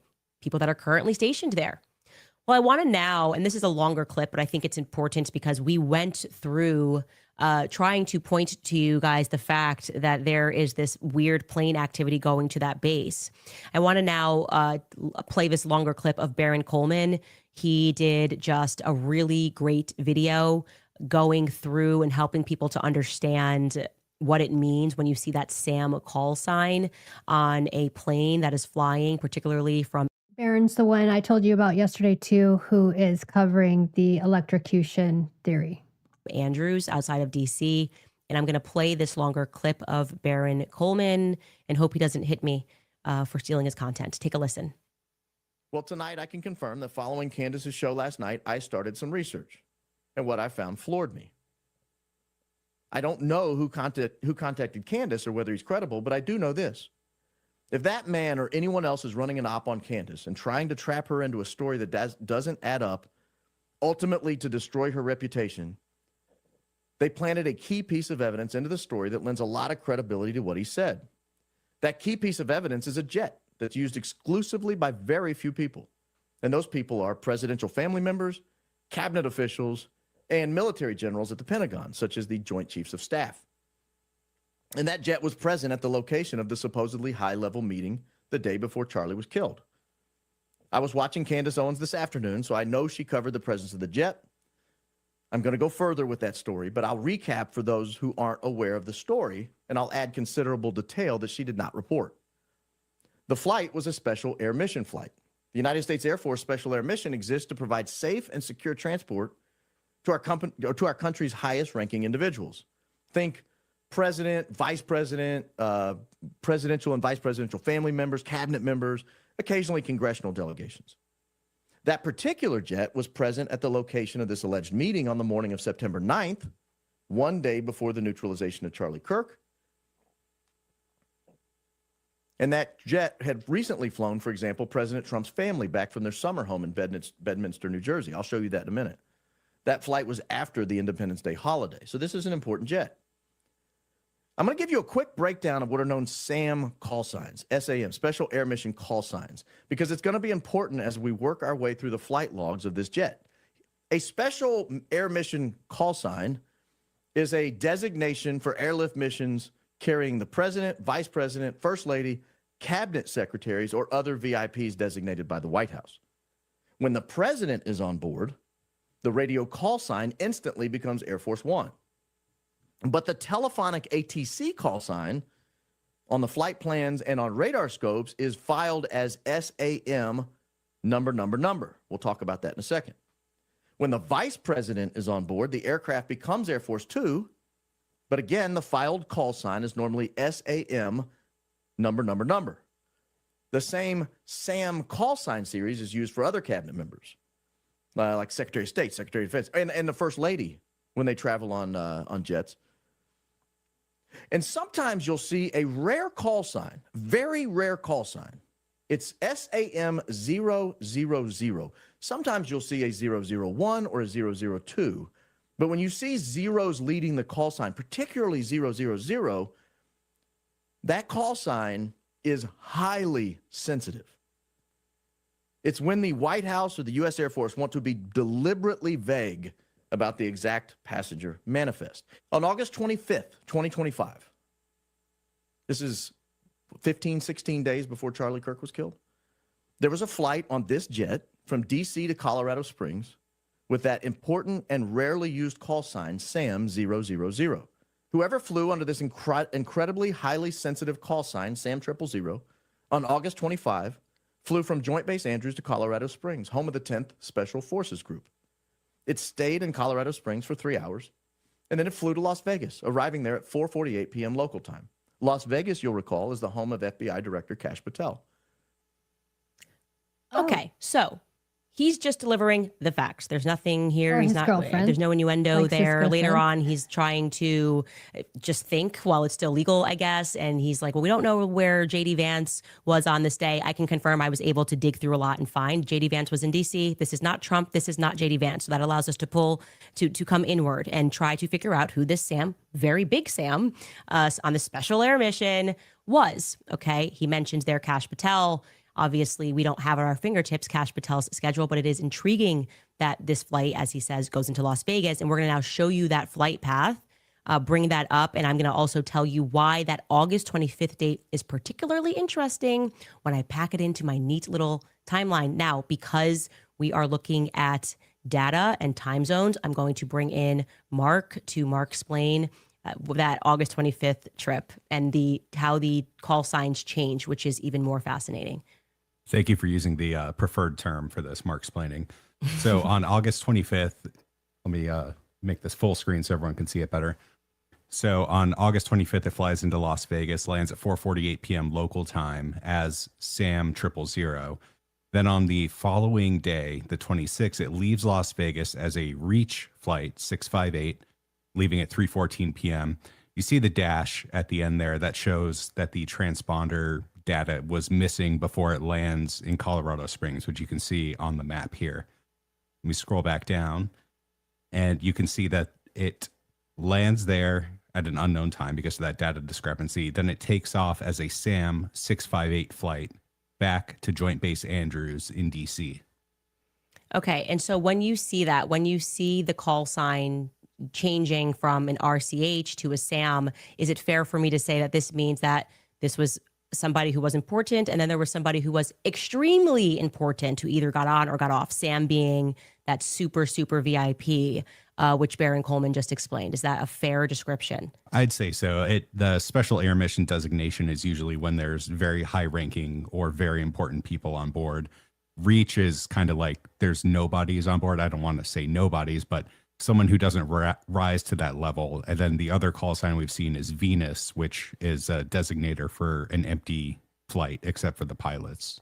Okay. So going back to that, look, just so you guys can see that, looking at that August 25th date. So we're seeing that the individual flies in to Colorado Springs. Now, why is this date interesting? Well, we're going to pop into the timeline, and I'm going to remind you first and foremost that Brian Harpole, when he sits down with Sean Ryan, tells us that they began preparations for the UVU event. And I'm bringing up Brian Harpole, of course, because our eyewitness told us that he saw Brian Harpole. He's convinced he saw Brian Harpole walking out of this big wig meeting on the 9th. Now, I can't confirm what he saw, but I can look into things that Brian Harpole has said to the public since things have transpired. And he particularly points out this date of August 24th of having been when they prepared for UVU. Take a listen to Brian Harpole in his own words on Sean Ryan. How many days prior were you guys there? We generally, the permitting process and all that goes on behind the scenes. And then there's a questionnaires that are filled out that we used to, there was a lot of busy work. And then so, you know, kind of like in the military, what you did, we create forms that, hey, let's get this information up front. And so that we have a duplication process so that we can confirm it. And so we started our first, before that one, the 24th of the month prior. And so, and that was with the hard conversations, meetings. You started that on the 24th? Right. And we That's do 2 weeks.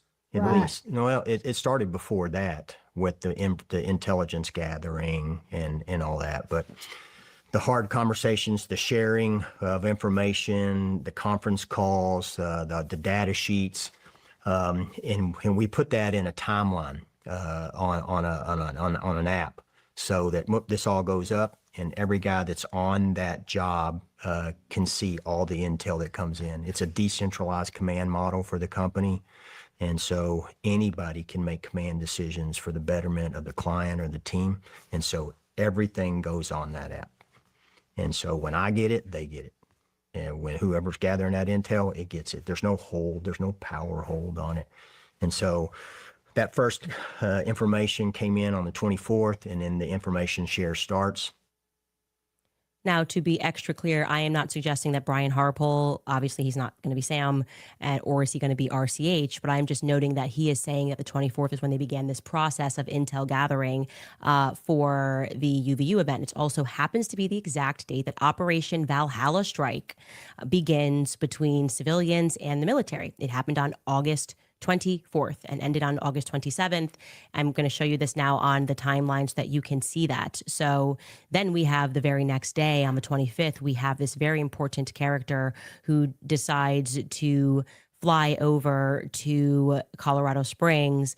And then that important character flies into Las Vegas. Presumably he departs off of the plane. He or she, I'm going to go with he here. I don't know why. I feel like that's right. Is going to get off of the plane in Las Vegas, and suddenly that flight is going to be an RCH flight. Okay, so someone less important than our initial Sam. I find that to be very interesting, and I find it to be compelling. And when I said this to Harry and said, is it possible that this could have been like a high-ranking Fed? He said, yeah, it was pretty clear that they were trying to block him. This is hence them freaking out from seeing who was coming out of that meeting.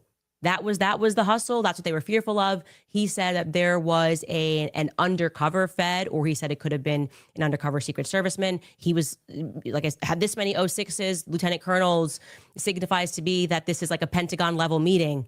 Everything he has said is checked out. I am telling you, we have multiple emails from people that are currently stationed there, and they have made it clear to me that, Candace, I know you don't know anything about the military, but you should know, particularly regarding Fort Huachuca, it is an intelligence base. It's not where you're going to scramble jets off of after a terrorist attack. This is where they train people that are in the intelligence community for covert missions. That is why this is significant. They confirmed that building that he said, this guy really does just have the best or work luck ever and just gets out of his 25-year-long NDA and stumbles into Yeah. So she's talking about Henry, right? another, what could be, we're keeping this open, another federal operation. And so I think it's important, and I have hesitated to do this for a different reason. I think we need to allow this man to tell a story. Yes. And to explain who it is that he believes that he saw that day, exactly what he believes happened, since everything thus far that he has told me has checked out. I find him to be incredibly, or I should just say, I find him to be actually quite credible. He's very credible and he's very sincere. And I think it helps.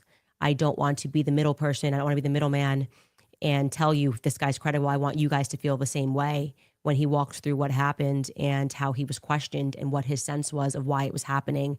I want you to recognize his experience. I've reached out to him and I've said, look, we've got this last week on the show. Do you want to come on and tell your story? And he has said yes. And obviously, I think that we need to learn more about Brian Harpole's whereabouts. And I can tell you that I now know exactly which flight he was on when he came back from Tokyo. That was the thing that I had wrong. I said, oh, well, Tokyo had to have happened at the same time. I was wrong, obviously, because you gain so much time coming back. You essentially fly backwards in time.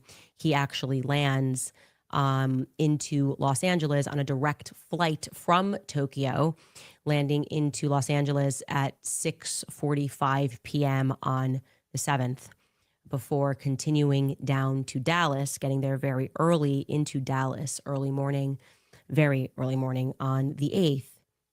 It is possible for Brian Harpole to be able to make that meeting at Fort Huachuca. It is just possible. So we are going to keep prodding this particular narrative because, like I said, I sense a panic here that is very real, and I've never seen this kind of a sustained psychological attack on my character. Meaning, they are now quite literally engaged in fan fiction. They're just making stuff up every day. I wake up and I go, I don't even know what this is about. None of this is true. And I've realized it's because they want to deplete our energy. They want to have our resources go to fighting stupid stuff. And we're sitting here and responding to every tit for tat.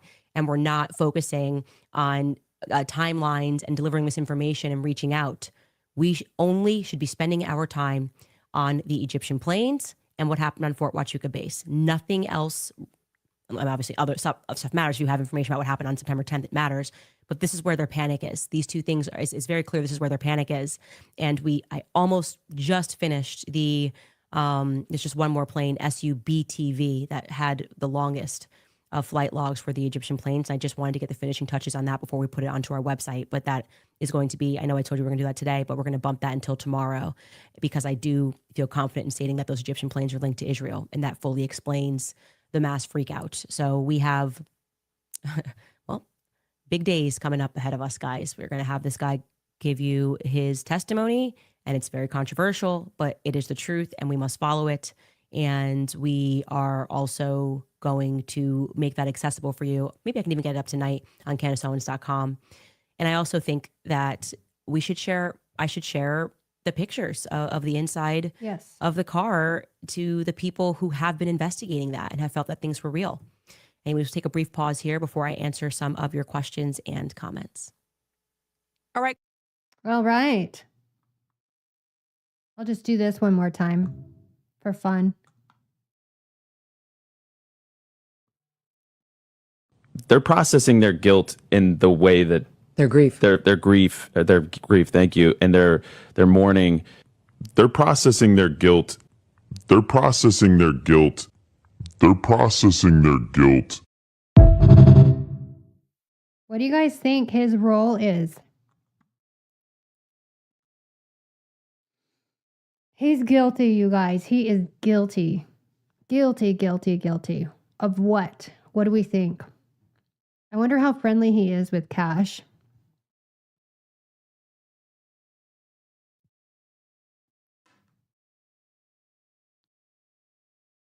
And I wonder who the other person is that Candace named.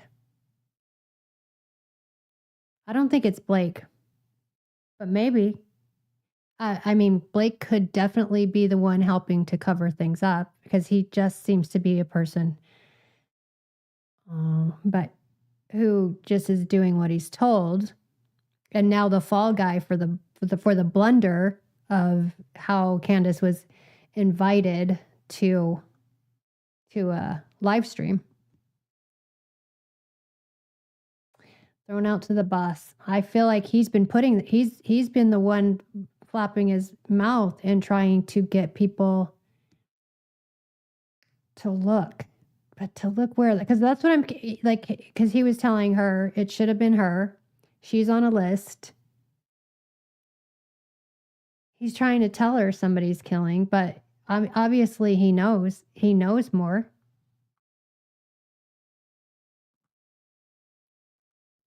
And Blake Nuff's, I think Blake's definitely thrown under the bus. I think Andrew's smack in the middle of it. Right in the middle. So Henry, is she bringing on Henry? Is this the big news that was being teased? So if we get to hear from Henry this week, I wasn't planning on going on Friday. I've got too much to do before next week. I've got all my gifts to wrap and I'm so far behind. But if she's bringing on Henry, I'm going live. So I don't know. It's still up in the air whether I'll do it on Friday, but Candace is back here.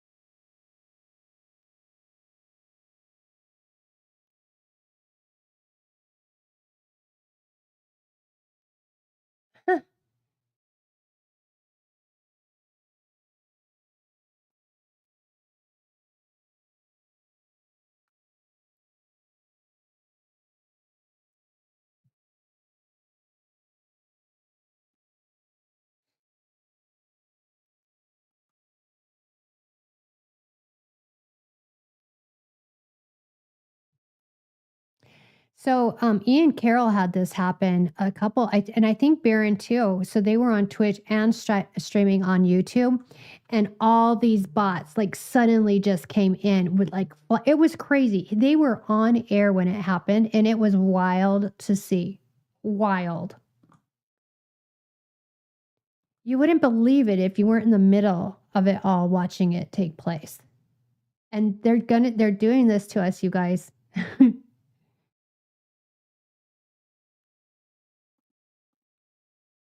Yeah.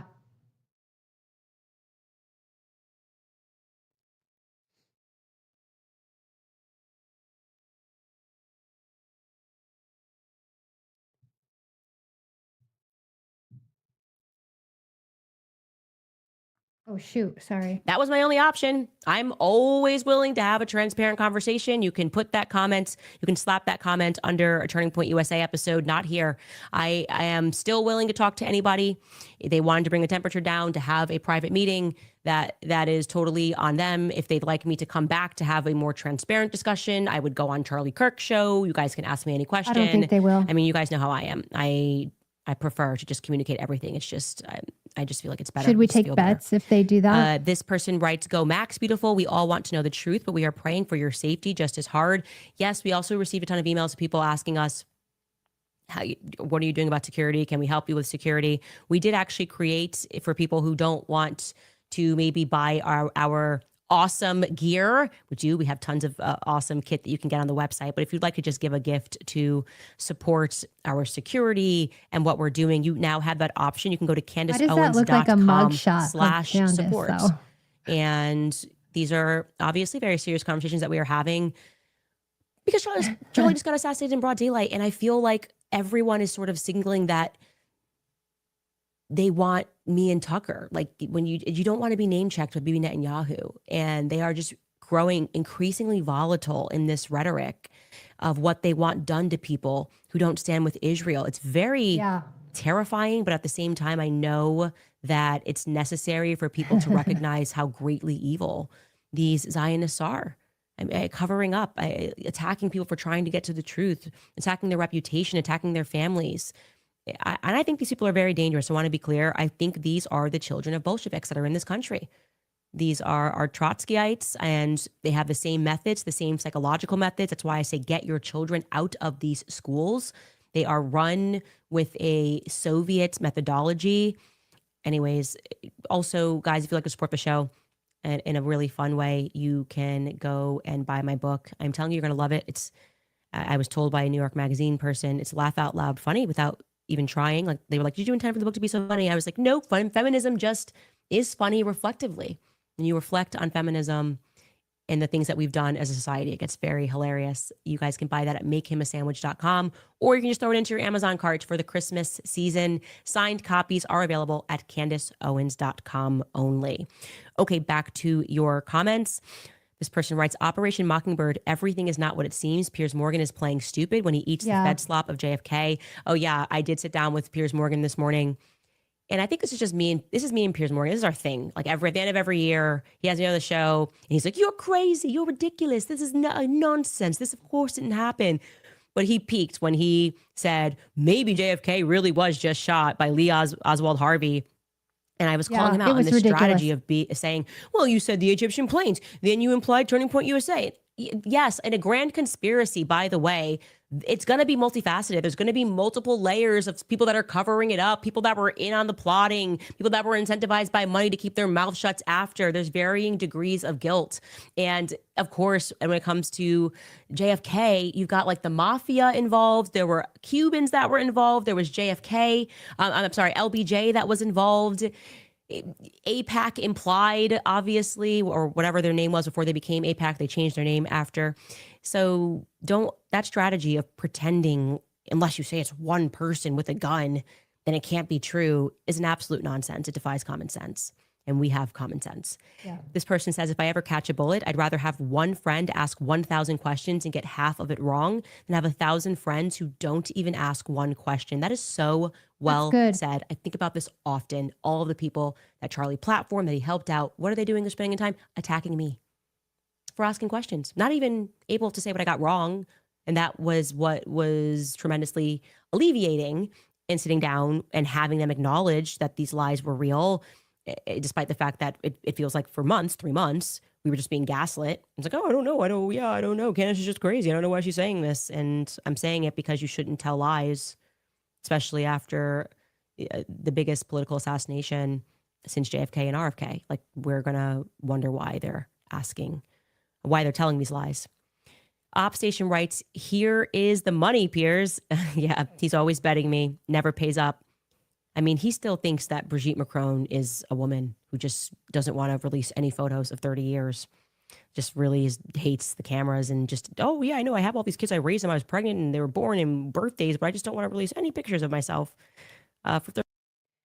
Yeah, to that point, Cisco, is the red herrings.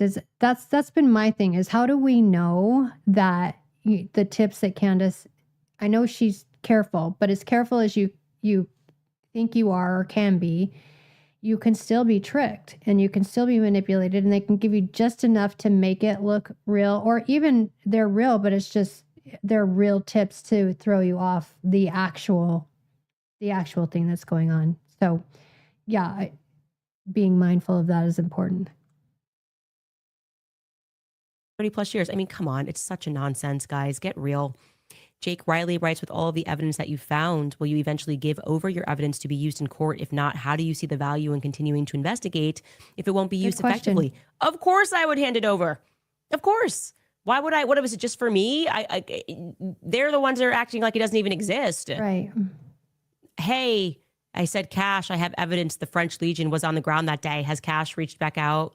And I say Kash, I mean, I reached out to the FBI, not specifically to Kash. Nothing, but he's answered by not answering on Megyn Kelly. They're not interested. They're not interested, in my view, because they're implicated. The feds are implicated in this 1,000 different ways in what they didn't do on that day. And this isn't just my opinion. That's what I want to make clear. It's not just Candace ranting and saying this. This is actually what the public believes as well. This is what the lack of evidence shows and reveals to the public. This is what the police officers that were there that day believe. Everybody that is involved on every layer is saying nothing makes sense in terms of what happened on that day, except for influencers. Yeah, I hope you're feeling influenced to be an idiot because they've got something for you. Derpy Derp writes, please don't dismiss your supporters as bots. Everyone sees that Erika acts suspicious all the time and you are dismissing that. Why? Mikey's behavior is the most damning evidence of all. I have never dismissed. That was not what we were speaking about. I was saying when people were being like, she sold out, she took money. That was obviously, it was just being so said over and over again. And it just defied reality of anything that I said yesterday. It was 4.5-hour meeting. I have an hour to just kind of tell you what was said. I am absolutely not dismissing Mikey's behavior. I gave you what was given to me. That's what you wanted. What's their excuse? This is their excuse. I'm being transparent with you and telling you this is what was given to me. I find it remarkably suspicious that no one has mentioned, no one felt fit to mention that it was a three-way call. It makes Blake Neff's story especially weird because he makes it seem like they have this moment. He's got a quivering lip and he looks at him and he says, I have to call Erika. But why would he say that to Blake Neff if he's on the phone with his wife? To be fair, also, it takes a lot of time to process. She literally had gotten done that evening with the sit down with Erika. There was a lot of information, a lot of notes. So to be fair, it takes time to process. Like after Candace's show yesterday, I had to process through it. And then this morning, jot down all my notes and everything that I was thinking, because there wasn't just one side that I thought about. You know, there's the alternate argument too. Anyway, all my thoughts are what I shared with you at the beginning. It actually leads to more questions, right? It leads to more questions. So, and I've heard everything that you guys have said about Erika. I have responded to you guys and I've said to you, when Erika tells a lie, I am going to reply to that lie. And that is exactly what happened when she went on her PR blitz and she said that Charlie didn't text anybody. The first thing I did is I said, that's not right. Everything that is said that is not true, I'm going to hit back at. That's just where I'm at. So keep it honest. And you don't have an enemy of me. Corey writes, I missed this person. Donna writes, prayers answered. Dan Bongino stepped down. Yeah. Candace and Dan should work together, maybe a few shows together. I wonder what he's going to be allowed to say. I'm going to assume he had to have signed a very extensive NDA, maybe 25 years long. Yes. And I'm hopeful he'll violate it because I think he's stepping down for a reason. I think his soul was being compromised with the Charlie Kirk situation because Charlie Kirk was a friend of Dan Bongino's. He was also a friend of Kash Patel's, and he seems to just be pretty soulless at this moment. And I would like to know what his schedule was, if we can place Kash Patel, if you guys can help place Kash Patel on the 9th, if you guys can help place Kash Patel on August 25th, so that we can say, just like I did when Barron, I think very responsibly said, you know, where was Donald Trump? Where was JD Vance? I found JD Vance with Donald Trump at a restaurant that evening in DC. I think it was about like 6 o'clock. They were photographed. And so same, I would like to be able to. If this went down, do you think Trump knew?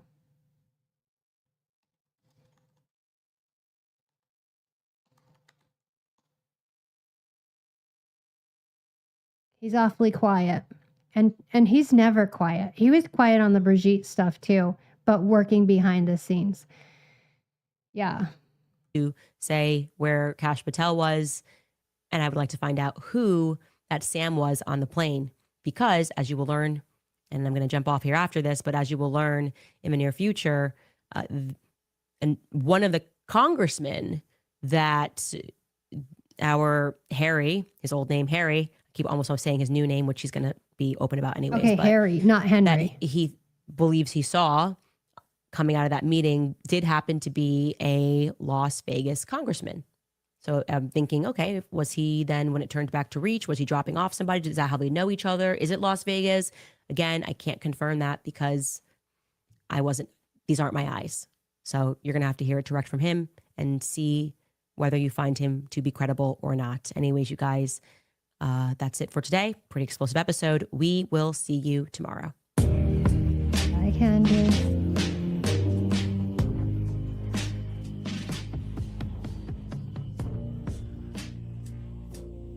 Okay, show of hands. Did your jaws drop? Okay, was there anything that you felt like was something more than what we've been getting? Did any of it surprise you? I'm actually this one I liked. I don't come away feeling like my head swimming in like it's just a bunch of new information that I have nothing concrete for.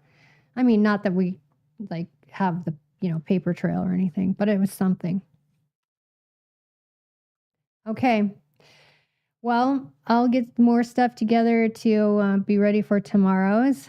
She didn't say if she was going on, but she alluded, I feel like she was alluding to the fact that Harry would be, coming on this week, which would be amazing and hopefully he's staying safe.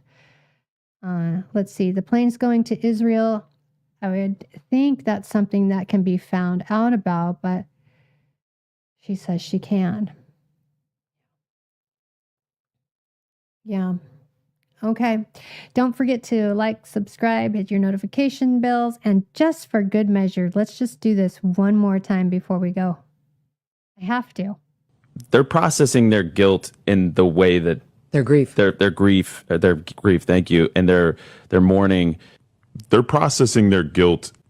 They're processing their guilt. They're processing their guilt. Maybe that should be my intro. that should be my intro. Thank you, Jeff. Okay, guys, thank you so much for being here. I look forward to seeing you every day, and I'll see you soon. See you tomorrow. See you soon. Bye.